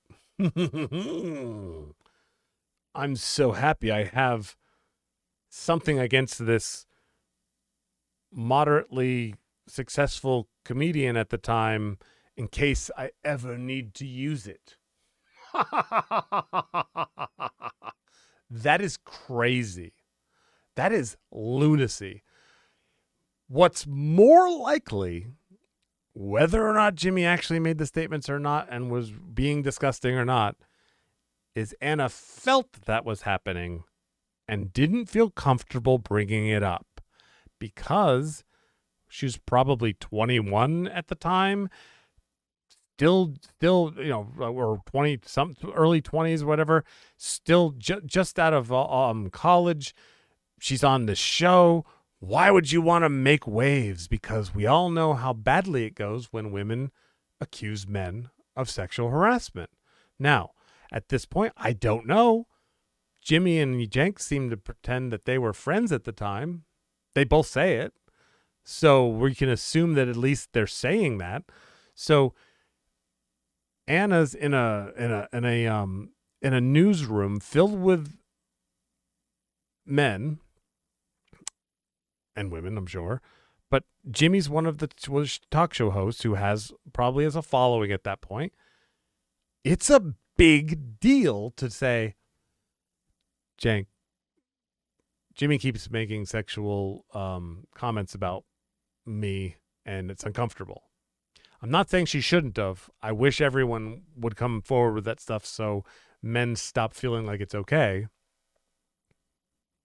And yes, I agree that it's possible that women can say things that are wrong and lies. However, his point here is insane. That Ana kept it in her back pocket for another day. 10 years she thought this out. Someday. She's got stuff on everybody, right? She wears short skirts on purpose. Is that what you're saying, Glenn? Is that it? Like, I'll wear short skirts so people say shitty things to me, and then I'll have that in my back pocket because I'm thinking way ahead into the future when criticizing us so much from this position of purity and morality. I'm now going to use it. I've kept it to myself. That's going to change. This is reprehensible. You're reprehensible. I wish. Oh, this is why it's hard to be in this arena of media and not just accidentally start calling somebody a whole bunch of names. Because this is infuriating how wrong he is to bring up the fact that she didn't say anything as evidence to either one, it didn't happen, or two, she was keeping it in her back pocket. Here's a third option. She felt like she was being sexually harassed by Jimmy Dore. Okay. She remembers it. She's sick of Jimmy pretending to be, this is all another theory. I'm not saying this is what happened. She's sick of Jimmy pretending that he's this moral high ground, good doer, liberal, progressive, beacon of light for all humanity, and saying, and I know exactly what you really are because, and here's the text to remind you that we both know what you did, and I'm not texting this to anybody else but you, so why would I be lying? My God, that is so badly thought out. To weaponize claims of sexual harassment against somebody as punishment for their criticism of you. It's reprehensible for two reasons. One is because it is grotesque. Oh, that's why. The reason why it's awful is because it's terrible. Bad timing again, Anna. But again, she wrote it to him. She probably didn't know he was going to take the text and throw it up on videos. And who knows what Anna was going to do. I don't know. We'll never know what she was going to do. She sounds like she was going to call Jimmy out on video somewhere or make a show about it or a segment. Sounds like that. And Jimmy sounds sincere when he says, I needed to get ahead of this. I understand that too. But it doesn't mean it didn't happen. It doesn't mean Anna was holding on to this for years. What it means is that Anna was holding it onto it for years, but simply because she didn't say anything.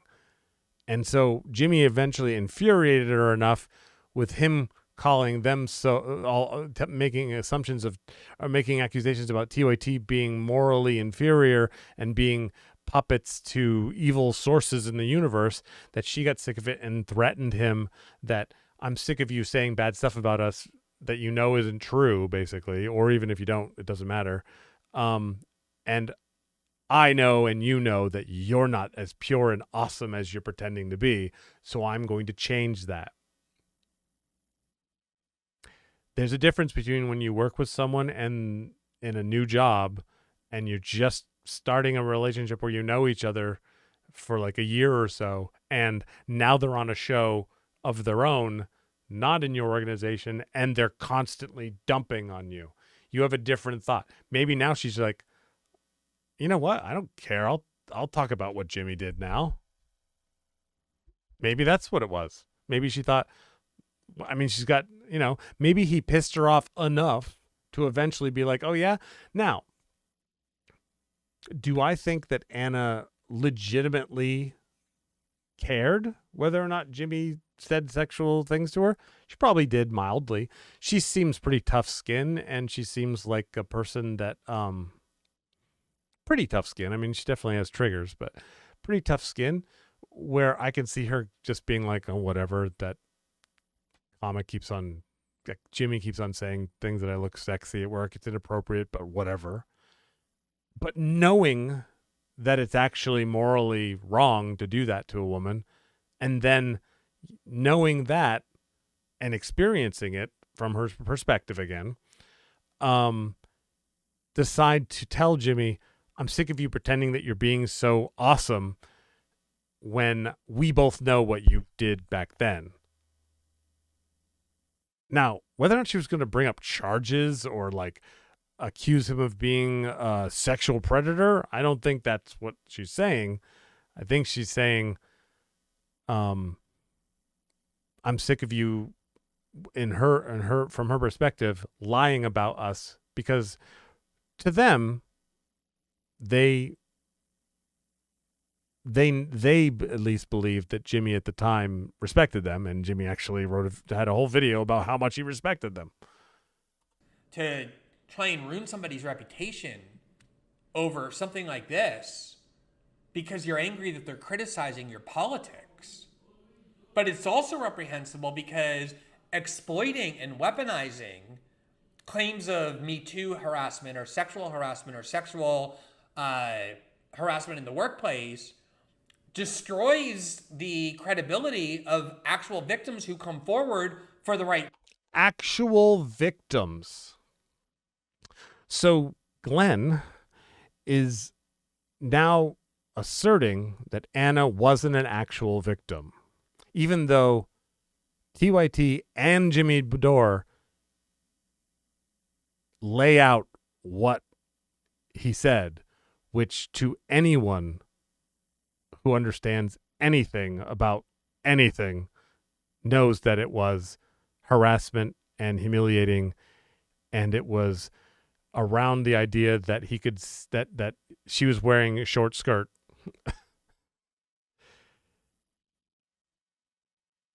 That they both agree that it was wrong, except when Jimmy tells it, he laughs about how hysterical it was, and then goes on to talk about how Ana always wore inappropriate dresses, which makes me think he thinks that's her fault. Here's how you handle it if you're ever at work.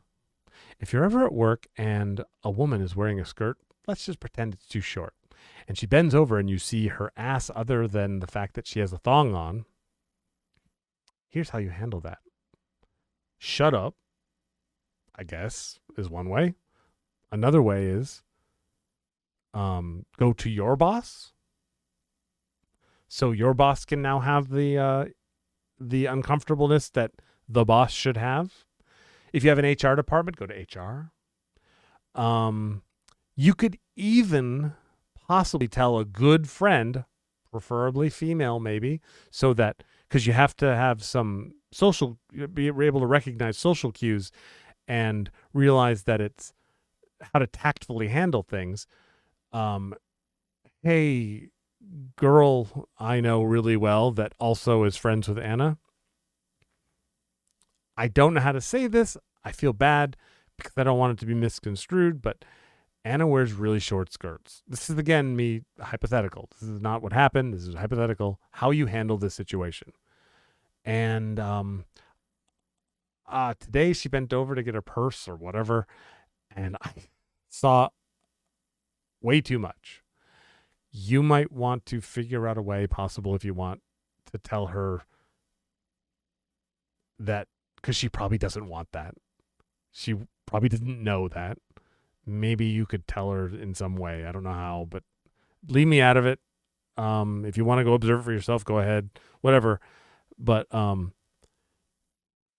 if you really cared, then you would handle it in some way like that. If it offended you, then you go to HR and your boss. If you're trying to help out a coworker or a friend, if you're close enough to them, you might be able to just tell them privately, or you might be able to tell somebody that is really good friends with the person that won't. Oh God, Jimmy was really sweet. He just wanted to make sure you knew, because if you didn't know, then you might want to know. And da da da da da. What you don't do is in the middle of a room full of, I don't care if it was her students, I don't care if it was a bunch of people that are random, I don't care who's in the room, I don't even care if it's you and just her. You don't say, hey, Anna, nice new skirt. Because what you're doing is you're diminishing her importance by making fun of her dress. No more than if you had pants on that were so tight you could see her whole package and she walked up and said, nice package. No. That's not work environment. It's not good work environment. Bad work environment. Okay. Glenn, I'm trying to calm down, but what you're saying now, I would love to talk to you about. Reasons would just to blow the whistle on somebody and denounce somebody who actually did it. I'm going to try not to repeat myself when he says the same things over and over again. Israel defenders have taken what used to be a reputation-destroying accusation, which is that somebody is anti-Semitic, and through overuse of it and over-exploitation to equate criticisms of Israel with anti-Semitism, has basically trivialized that accusation so that no one really minds anymore. Actually, what you're doing is what you're claiming Anna's doing. By saying Anna didn't bring it up then and now she weaponized it and held on to it for all these years, you're promoting the whole idea of women that come forward with sexual harassment charges that didn't say it back then should feel like they're going to be attacked. You're doing that right now, Glenn. You're doing it right now. When they're accused publicly of that, because everyone knows it's exploited and overused. Same with racism accusations. Same with white supremacy. It's exploited and being overused. Sexual harassment.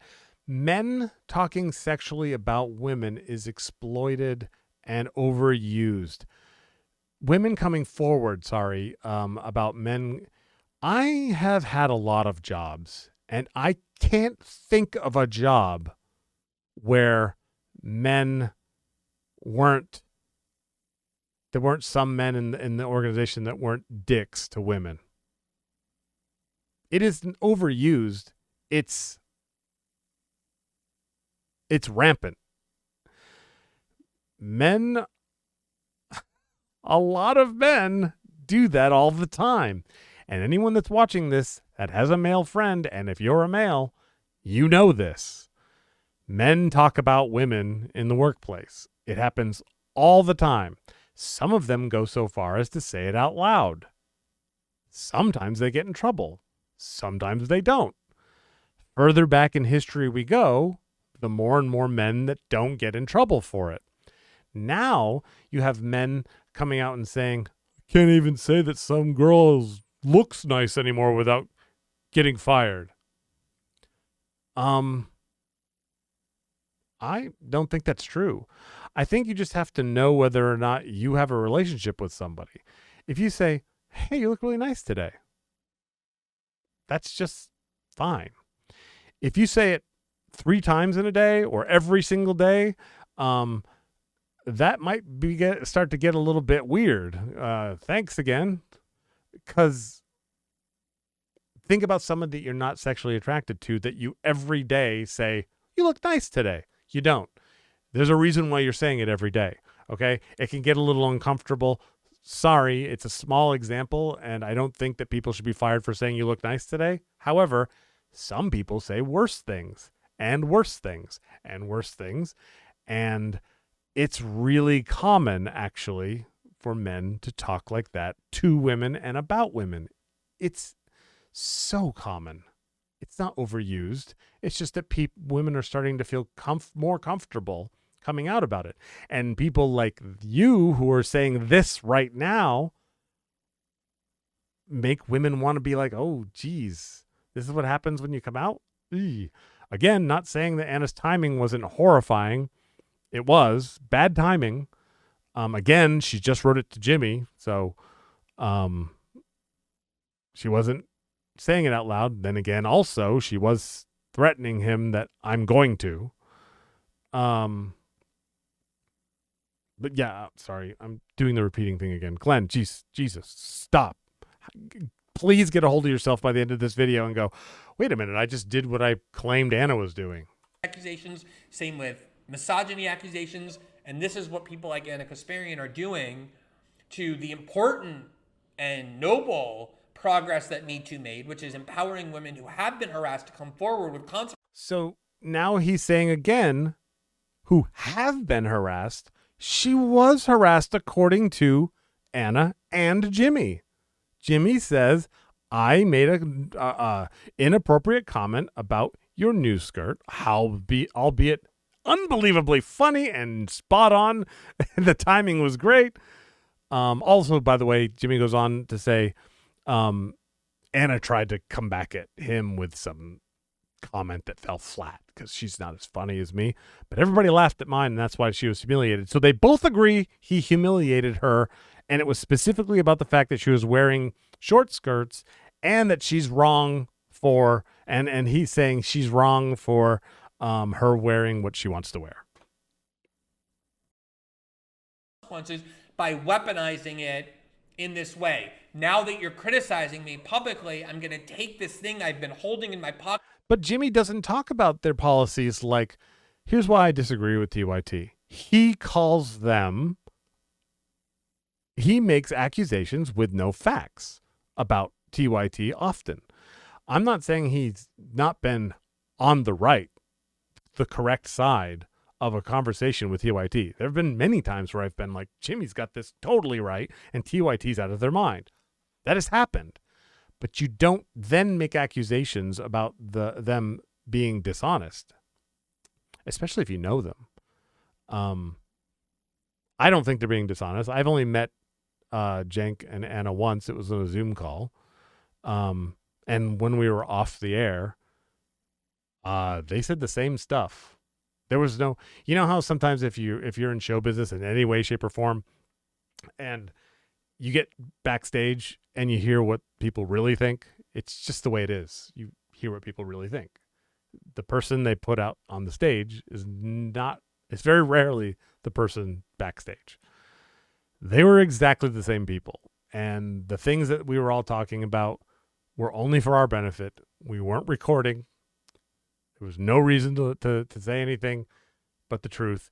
And they were the same people, and they're very honest people, and they're very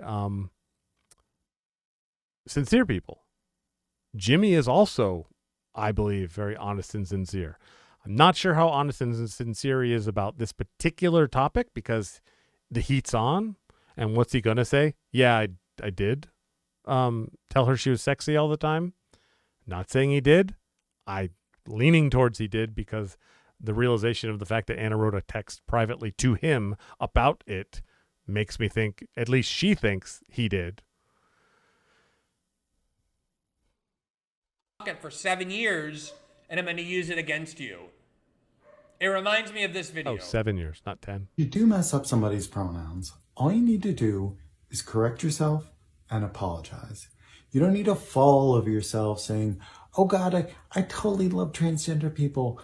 Now, I've had people mess up my pronouns before, and to be perfectly honest, I tend to forget about it as soon as it happens, which is why I keep a little notebook around with me so I can write down the names of who did it and when they did it, because you never know when you're going to need a little leverage from time to time. Now, again.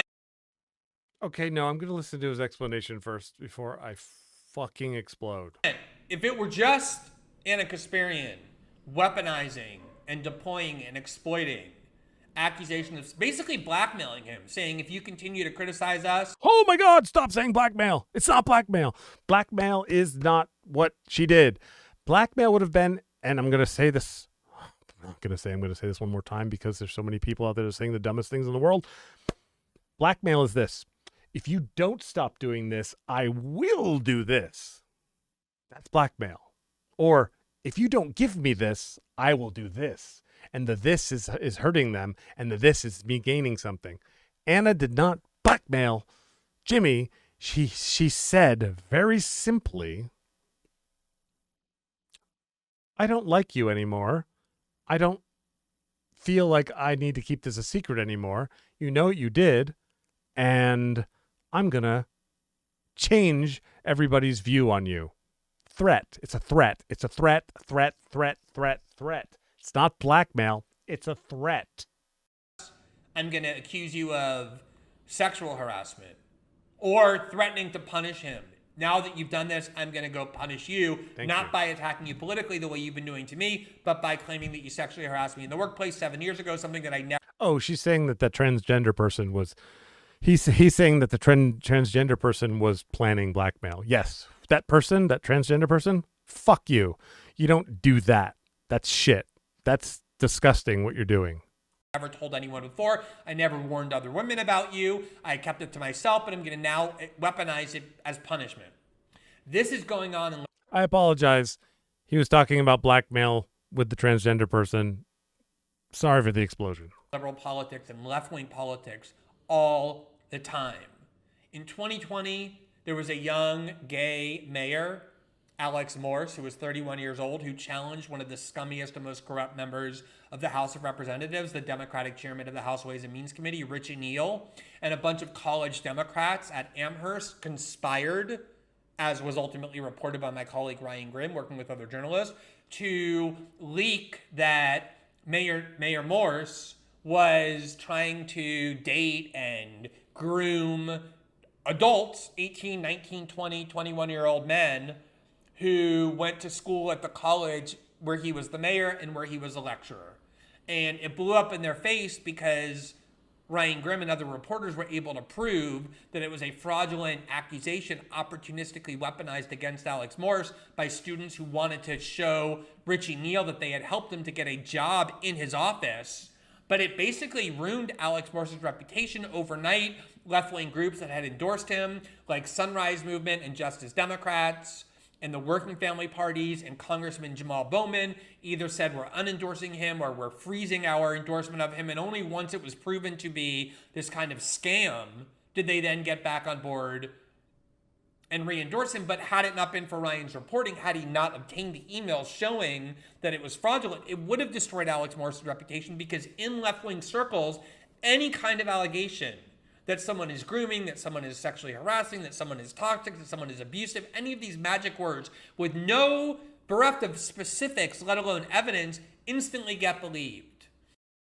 Worst example ever of what's going on between TYT and Jimmy. There is evidence. They both agreed that these things happen, except Jimmy says he didn't say she looked nice, sexy every day at work. But the one thing that they're talking about most, about the news skirt thing, they both agree on. They just disagree on whether or not it was wrong or not. This seems like a completely different thing, an unbelievably different thing. We just saw that in the New York City mayoral race. And how does that have anything to do? That's not proof of anything. Where this politician, who I have no connection to or admiration for, he's just a standard establishment liberal, Scott Stringer, was the choice of the institutional left as the most viable candidate, who at least was a little bit left-wing, who had a chance to win for mayor. They all endorsed him, the Sunrise Movement, Jamal Bowman, the Working Families Party, and out of nowhere, a lobbyist pops up, and she claimed that 18 years ago, in 2003, while they were dating, it turns out, she claimed that Scott Stringer groped her without her consent. And overnight, no evidence, No corroboration needed. They all withdrew their support for Scott Stringer. They demanded that he go into restorative justice program. Yeah. Whether or not that woman was lying or not is irrelevant. It's awful if she's lying. It also, if it's 18 years, it doesn't, yes, from a logical standpoint, a person can change in 18 years, 100%. They can. They can also not change about certain topics, but that person, he might be a totally stand-up guy that would never do anything like that ever again. Also, if she was lying, that's awful. Shame on her. What a bitch. Don't blame people who are looking for a candidate that can win for changing their mind because someone's got bad press. It sucks for that person. Absolutely. But what you want votes. You don't want, sounds terrible. You want votes, not justice. That pretty much explains one of the biggest problems with our election system. You want vote, not justice. So you're not going to continually back someone that you know now is looked at badly by the public. How stupid would that be? It's terrible. I feel bad for the guy if he didn't do it. I feel kind of bad for him if he did do it, because I don't know what he's like now. I think that's awful if he did do that, if he gropes someone randomly or whatever. But what Glenn is saying here seems a little insane, that someone wouldn't change their tactics when their job is to get somebody elected when bad press comes out about the person. Also, it matters about a person's character. Remember when Elizabeth Warren accused Bernie Sanders of being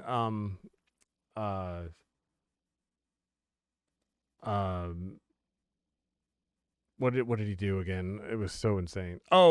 He told her that a woman is not going to become president. Okay. Anybody that knows Bernie Sanders or knows anything about Bernie Sanders knows that that's either taken unbelievably out of context or insanely wrong. I can picture Bernie Sanders saying this: in the current situation in the world, a woman can't be president. And that might be his thought on how shitty the world is. But it doesn't mean that he thinks a woman should not be president, which is why it didn't stick, because people know Bernie's character and they went, psh, what? He's been fighting for women's rights since he was freaking born. So why are you bringing this up as support of why TYT is lying about everything? Why is this evidence of that? You imagine in a court of law, you're trying to prove that you're a defense attorney, and you try to prove that your client is innocent, and how you do it is you say, well, other people have been accused of something and been innocent, therefore my client's innocent. Or vice versa, other people have been proven guilty, and the prosecutor says about his client, so their client, the defendant, so therefore the defendant is guilty. Shut up. That's so stupid. I hope I never do that. I hope I never bring up a completely isolated random incident that I could easily just go cherry pick out of the universe as proof of why this isolated cherry picked incident is happening.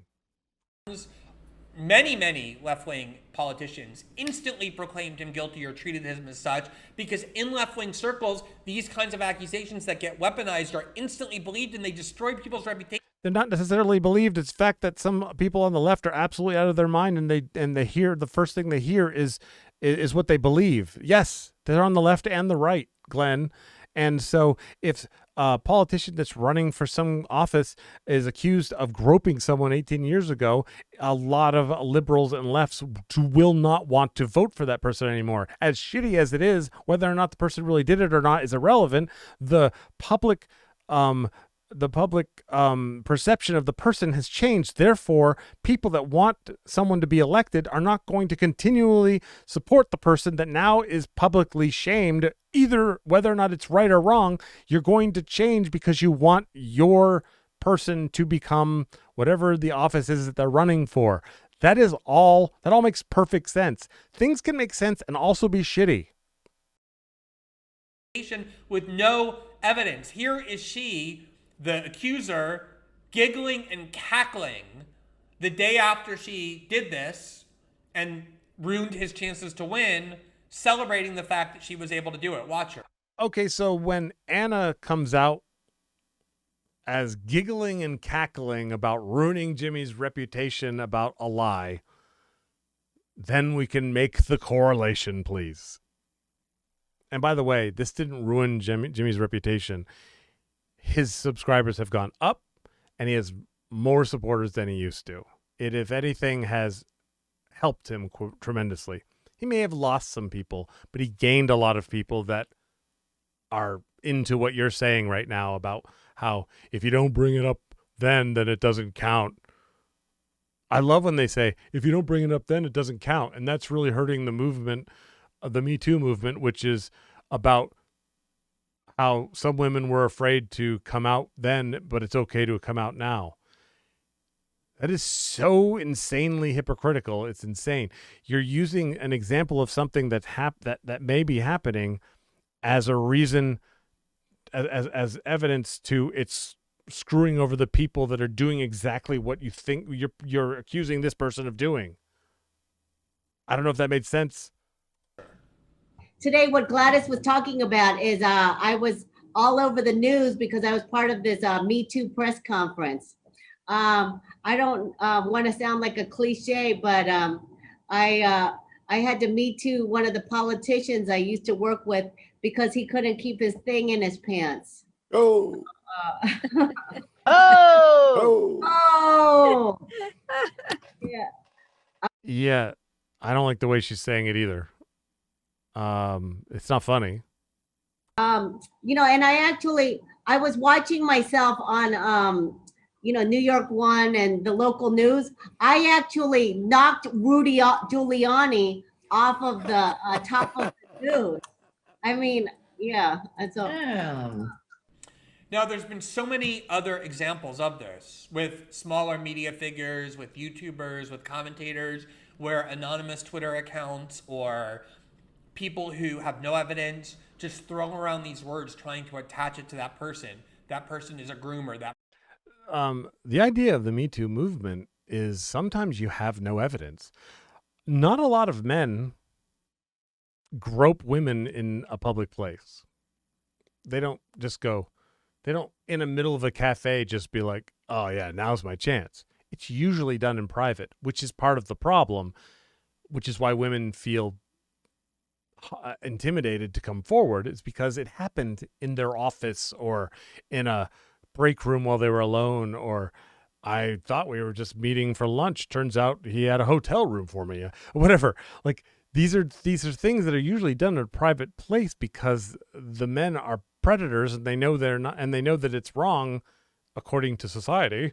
According to them, society thinks this is wrong, so I better be careful. They're careful about it usually. So when someone does come out with a Me Too claim, it almost always will be with no evidence.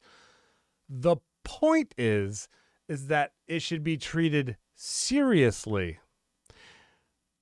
And yes, some women weaponize it and make false accusations because humans kind of suck. A lot of humans do. However, in this particular case, Ana's writing a text to Jimmy. She didn't come out on CNN. She didn't not tell Jimmy and then just do a whole TYT segment on it, because I would have a different opinion on that. Jimmy produces the evidence by giving us the text that Ana sent to just him. That person is an abuser, that person harasses, that person is emotionally toxic, and instantly their reputation is destroyed. No evidence is required. And that is a problem with society. People either believe or they don't believe. Very few people use critical thinking skills to decide whether or not someone's right or wrong. And very few people will say, you know what? I just don't know. There are times when I just don't know. And I really go too far with the analyzing. By now, I should pretty much believe Jimmy used to say, Ana looks sexy at work a lot, just because it's hard to get around the fact that Ana wrote a text just to him for only his eyes and would just lie like that. It makes no sense. I'm still open to there being other possibilities because I believe that I have experienced many times in my life when I was sure of something and been way off. So you're never really sure, which is why there's always problems.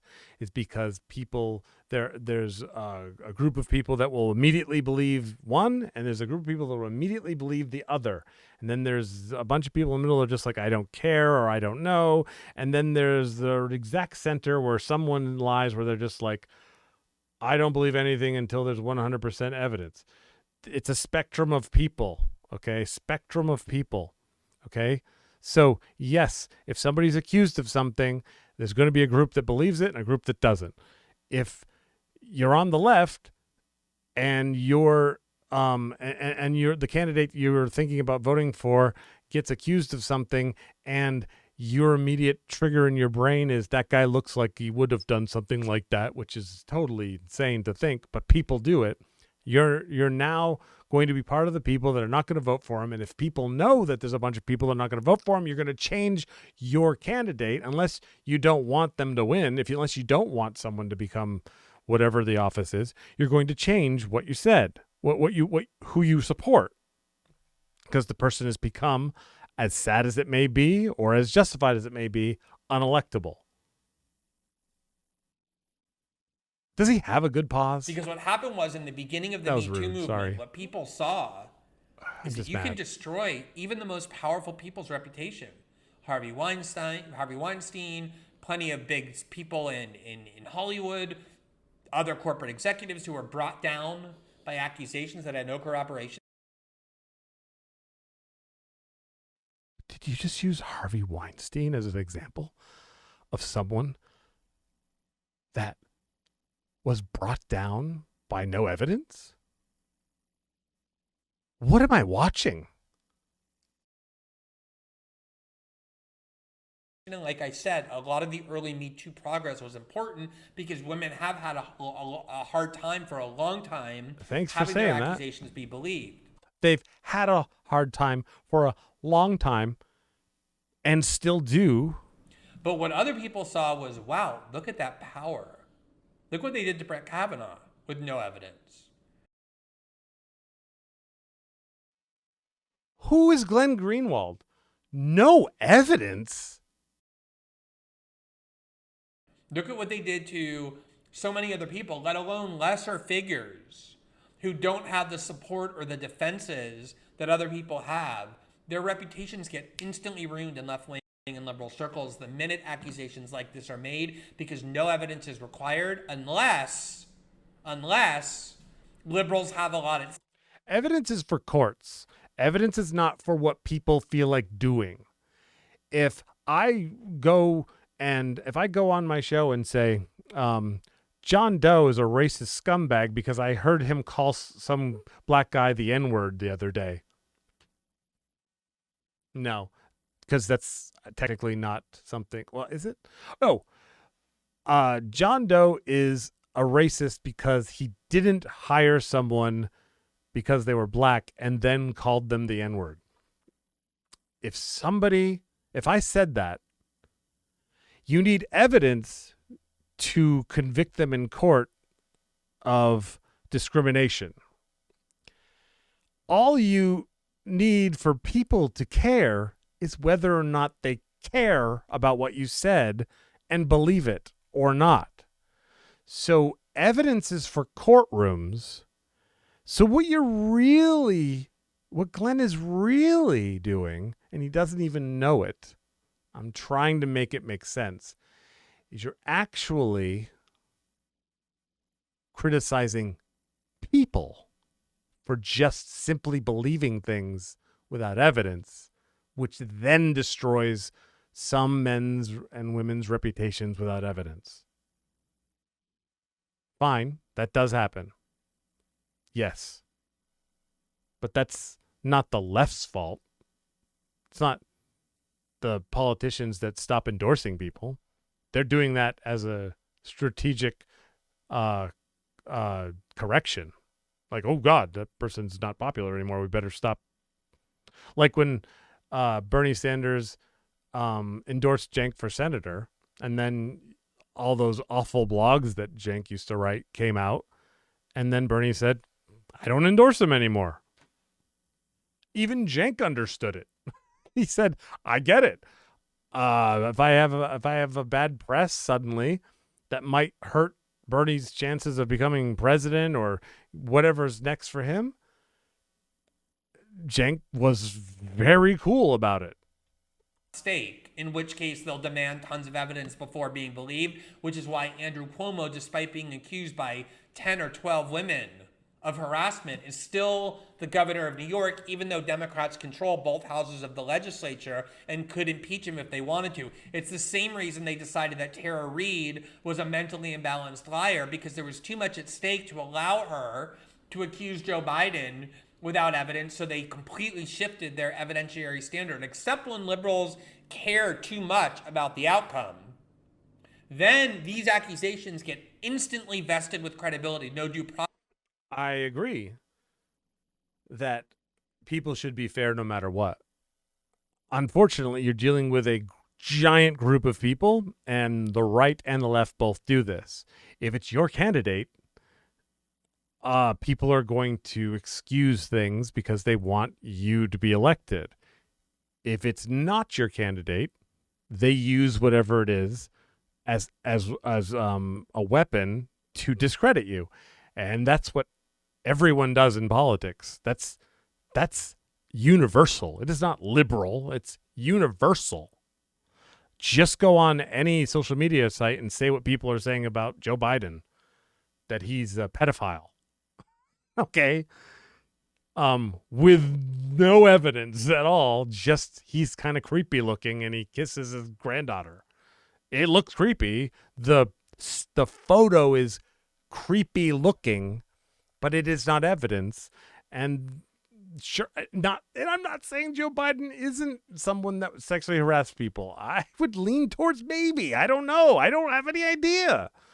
But it's just a feeling I have. And that happens on the left and the right.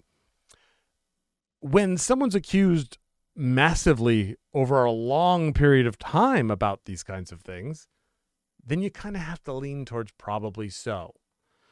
Emma Vigeland came out saying, I totally agree with what Anna said and witnessed it herself and also experienced things like that. She seemed to be alluding to the fact that it was Jimmy also. I don't know if she actually said definitely or not. I think she was just really careful about that, but she definitely said she can corroborate Anna's stories.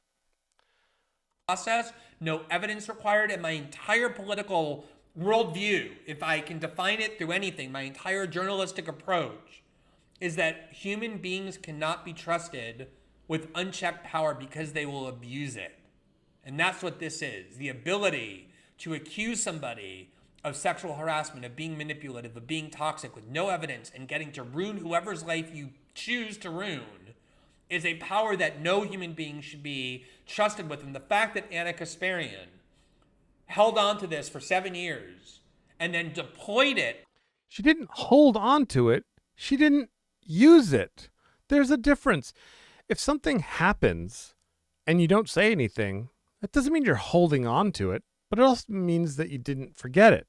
And if somebody is, and if Jimmy's in her eyes, pretending to be this morally correct, progressive do-gooder, and she has the opinion that he's not, and remembers instances that prove that he's not, at least in this arena. She has every right to say something. I would argue it was bad timing, because if we were friends and she said, I'm sick of Jimmy saying stuff about this and him being pretending to be on the moral high ground all the time when he used to do all this stuff, and I'm going to tell people about it, I'd be like, whoa! You know how that's going to be perceived by people like Glenn Greenwald, right? Which I now understand a little more about him. I'm sorry that happened to you. I'm sorry that you feel that way. Just know that the consequences, if it really bothered you, fine. But maybe wait, or maybe it was just bad timing on, and now we know. Or if you don't mind, go ahead. But it doesn't mean that she was holding on to it in her, like a gun in her side, like, well, someday, Jimmy, you're gonna cross the line, and I've got this ace in my pocket. Opportunistically, to try and destroy the reputation of somebody who was criticizing her politics and the completely reckless and despicable practice of her program of accusing other people of being Russian agents to try and distract from what she did, accusing a journalist of being a paid agent of the Kremlin and working for dictators. She tried to use it to distract from it and destroy the reputation of a critic, regardless of what actually happened. No, Jimmy brought everything to a personal level. He wouldn't just say TYT's wrong for being on Russiagate. He would then make personal accusations about their character and whether or not they were being dishonest, thus propping himself up as the only place you can come to hear morally correct, good, positive things, and trying to use no evidence to prove that TYT is lying to you because they want people to give them money, because they're trying to increase their wealth, and not instead of working for the progressive movement and trying to better society. So Ana got mad and decided, oh yeah, you're not, you know that you, Jimmy, are not morally awesome, because I'm going to tell you something that we both remember. Happened here, because of how this was exploited and weaponized, is itself despicable. And it is going on for way too long. I hope people realize that I am desperately trying to look at things from every angle. And am I the greatest at it on the planet? No. People have told me that I can look at things objectively, and my mind can be changed very easily if I suddenly see evidence to the contrary, which is why if you watch the first video I did on this topic, towards the end, I come to this realization: it wasn't blackmail, it was a threat. Because and for like an hour and 40 minutes, I was talking about it being blackmail, and then realized it wasn't. It is almost impossible for people, especially heterosexual men who are most vulnerable to these kinds of tactics, to survive in liberal left politics, because at any moment, anyone can accuse you of anything and no evidence is required. Scott Stringer has been in public. Yes, that's awful. That does happen. That's right. That's not what's happening with TYT and Jimmy. Public life for 30 years. And out of the blue, someone pops up and for the first time ever accuses him of having groped Glenn Greenwald, her 18 years ago. She never told anybody about it. What is up with this man? I mean, really, up until this moment, I've never really watched a full Glenn Greenwald anything. I've just heard Jimmy talk about Glenn Greenwald in various ways. So that's bad. That's on me. That's wrong. If somebody would have said Glenn Greenwald, my first thought would have been, until this video, oh, Jimmy Dore likes Glenn Greenwald, so therefore he must also be someone that thinks things through really well and says things that I might agree with, although I just never went and watched him. So in this video, I thought I was going to watch someone that might have an interesting perspective on this that I might gain some stuff from. What I'm getting is someone that I think has very poor critical thinking skills, in my opinion, and I don't know, just is wrong and can't see what he's saying is totally not evidence to anything about TYT and Jimmy. And his reputation and his candidacy is instantly destroyed. There are anonymous Twitter accounts right as we speak doing this against YouTubers and writers and commentators who are on the left or who are liberals who are spouting opinions that people dislike, and even with no name attached to it, their reputations are getting ruined. So, and that's on the public. If you see a random person say, "You sexually harassed me," and his name and the person's name is like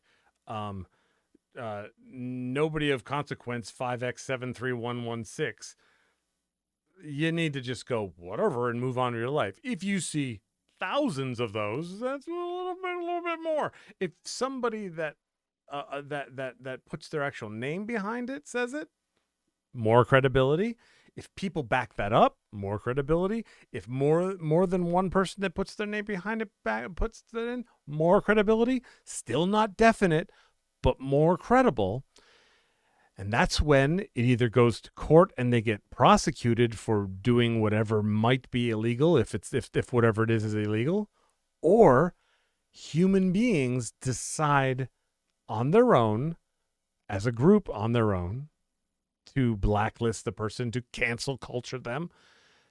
Yes, there are some bad things to that, 100%.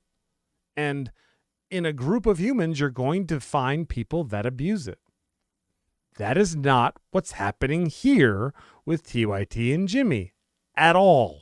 What Ana Kasparian did here with that little message, I've not said this about you, I've kept it to myself, but now that you're criticizing us, that's all going to change. That is grotesque. No, she said, you're propping yourself up as being so good, and I'm sick of you taking the moral higher ground and lying about and attacking them personally from her perspective. So how about the stuff that I know that you did to me in a personal text that was meant for no one else to see? Maybe, I don't know, because Jimmy brought it up, but the text was to him. Okay. It could be argued that she was going to then use that text, if he wouldn't have, and so I wrote him a text, and here's the text, and as evidence to see now, why would I say that to Jimmy if I weren't being honest to just Jimmy? But I would see through that and say, then why are you bringing it up? Because the moment the person that wrote the text brings it up as evidence, it now is no longer evidence. Unless Anna's such a mastermind that she held all of that in her pocket for 7 years, knew Jimmy would eventually turn against TYT, then knew if she sent a text to Jimmy saying all these things that in this universe that we're talking about right now aren't true, that Jimmy would then take that text and put it on a video and talk about it. Therefore, Anna's mastermind plan came together to destroy Jimmy for no reason that she planned 7 years ago or decided to make up stuff about 7 years ago, even though they both have some examples that did happen 7 years ago that they both agreed to. Does anyone else understand how that's absolutely crazy? God, Glenn, what are you doing? That is ethically repugnant, but it is also commonplace in liberal left politics as well. And that's why I wanted to talk about this episode for those two tactics. Fabricating accusations that someone is paid by the Russian government to discredit them and destroy their reputation, and weaponizing accusations of sexual harassment or other forms of toxicity and abuse, including against people who have never even met the supposed victim, knowing that people are too scared to defend anybody who's accused of that, because the minute you step forward and defend somebody accused of that, you yourself get accused. When I started defending Alex Morse, when those... I don't know who Alex Morse is, but everyone's a coward but you. Well, a lot of people defended Bernie Sanders because people know Bernie Sanders' character, and he has a track record for years and years of not being of being an advocate for women's rights and talking about how women and supporting Elizabeth Warren for president. This is a person I have in my friend's circle who knows Bernie Sanders, and she tried to work for Bernie Sanders. Now, I don't know her super well. I only know her through Facebook, met her maybe once, I think. It's hard because I have a lot of Facebook friends and I have a hard time remembering who I know and who I don't. But she made a claim about Bernie Sanders too. She said that he was sexist because he didn't hire her, even though she knows that she's more qualified than the guy that got hired. Okay? That is ridiculous. Bernie Sanders' whole branding is women's rights, immigrants' rights, minorities' rights, help the poor, save the whales, the environment, all that stuff. Even if it was all an act, even if Bernie Sanders was just accidentally got thrown down this path and, oh crap, this is working and I'm getting rich at this. Even if he was a sexist, he would more than likely hire the woman as proper optics for his branding. It is possible to hire somebody that is less qualified because you like them more. Maybe this girl, who I find a little abrasive myself, and I only know her from Facebook, possibly he didn't like you. Maybe he thought, because he looked at your resume and decided this woman should come in for an interview, because if you were really sexist, why would you even bother? Maybe he said, thank you very much, I'll get back to you, or whatever, and then thought to himself, I don't like this person and I don't want to work with them. I'd rather work with John Doe, who's not as qualified, but seemed really nice, and I enjoyed him. I enjoyed it. I think we could work well together. I've done that. I used to own a video store, and I remember somebody came in and applied for like a cashier job at work. I owned it. I owned the video store. And they had managerial or assistant managerial experience at a Blockbuster. Very qualified to work in a video store. And I thought they were a dick. I didn't like them at all. I just didn't like them. Whether or not they were just having a bad day or not, I don't know. It doesn't really matter. But when you make a decision to hire someone, you're deciding to have now a relationship with this person. And if you don't like them from an interview where they're supposed to be putting their best foot forward and being the best person they can be to impress you enough to hire them, and you still don't like them, you're going to go with the teenager who was really nice. that this job's not difficult, and this person just seemed really nice and would be someone that I would rather work with, and not only work with, would rather my customers interact with, because the other person seemed kind of like a dick. That's not sexist, racist, or anything. It's I don't like you.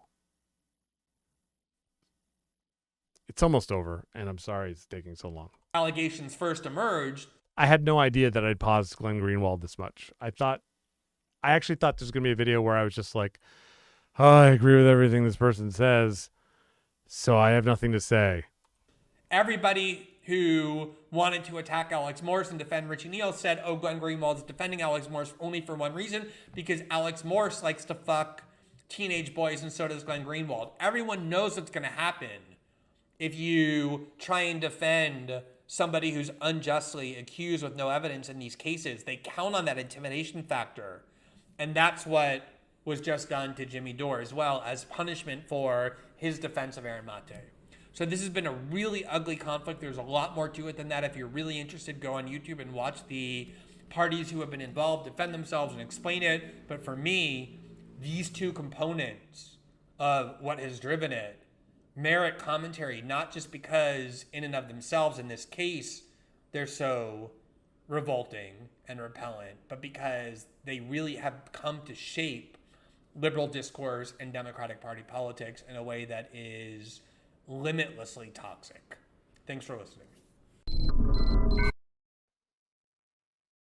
Okay. That was brutal. I apologize in advance to Glenn. In any situation like this, if you're at all a passionate person, you're going to act passionately. I hope I didn't insult him at all, because I do believe it's the wrong way to be, is to be insulting. To say things with passion, I don't think is wrong. I do think that if I would have said, I had this impulse to say liar a lot, and I don't know that he's a liar, so that's wrong. I'm wrong if I were to say, you're lying. No, that's wrong. I think he sounded really sincere.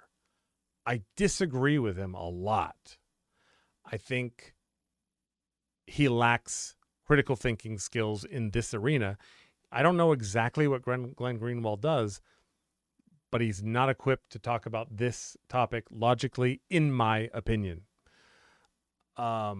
He says a lot of things that contradict himself in the next sentence, like saying, Ana Kasparian had no evidence and held on to it for 7 years, and therefore she was weaponizing it and and therefore it wasn't real, and that affects people that really had something happen and held on to it for 7 years and bring it up. It discredits them because I'm discrediting her.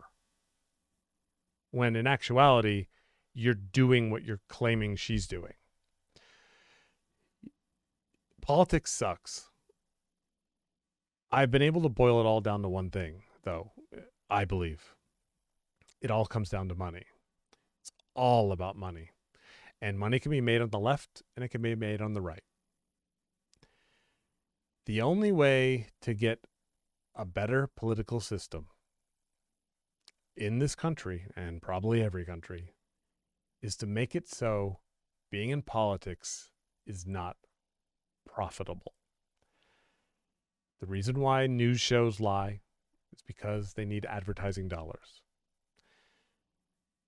If they don't make shows that are really entertaining to a demographic, which is generally left or right, they won't have viewers. If they don't have viewers, they won't get advertising money. If they don't get advertising money, the executives don't get bonuses, they don't get paid really well, and the people that own the companies don't make a lot of money because people won't buy shares in their company. It's all about money. Politicians get money from rich people, really mega rich people, and donors that are from corporations and just fabulously wealthy billionaires. And if they took that money and then decided to do what that person doesn't want them to do anyway, next time the election comes up, they're not going to get that money. However, if they conform to what the donor wants, they'll get that money again, which is why money, dark money, expensive, really, really huge amounts of money should not be in politics. It shouldn't be allowed to be there. honestly, myself, everyone should have an amount that they're allowed to spend on their campaign, and you can't go over it. Sure, there's some gray area where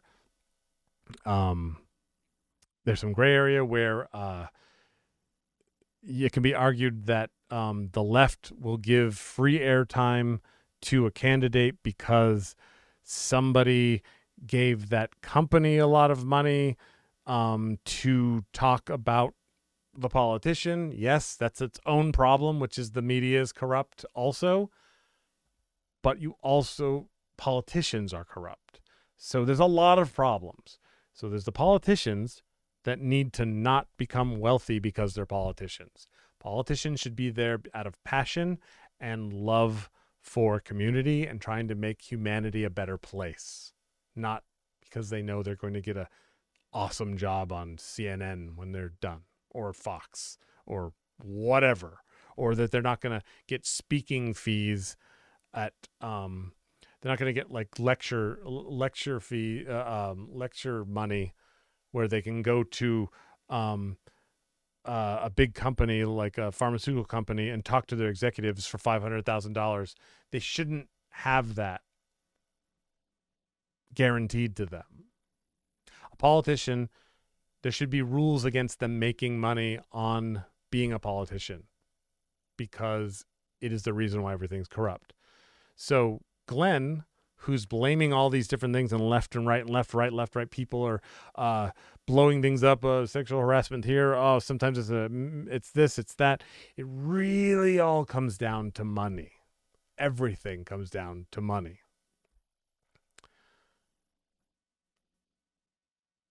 And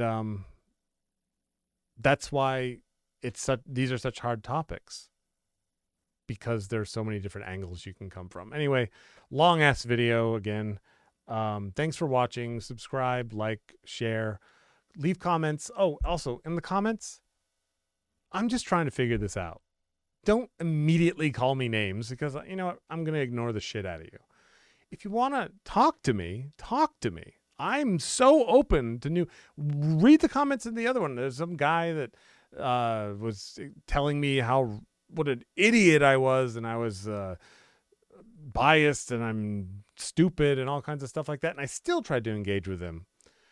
I like hearing new ideas. I'm doing this because I also want to know more, and I want to encourage conversations. Honestly, that's what I want. I hope you enjoyed it. Please share it, like it, subscribe, and I'll see you next time on How's That Logical? Bye-bye.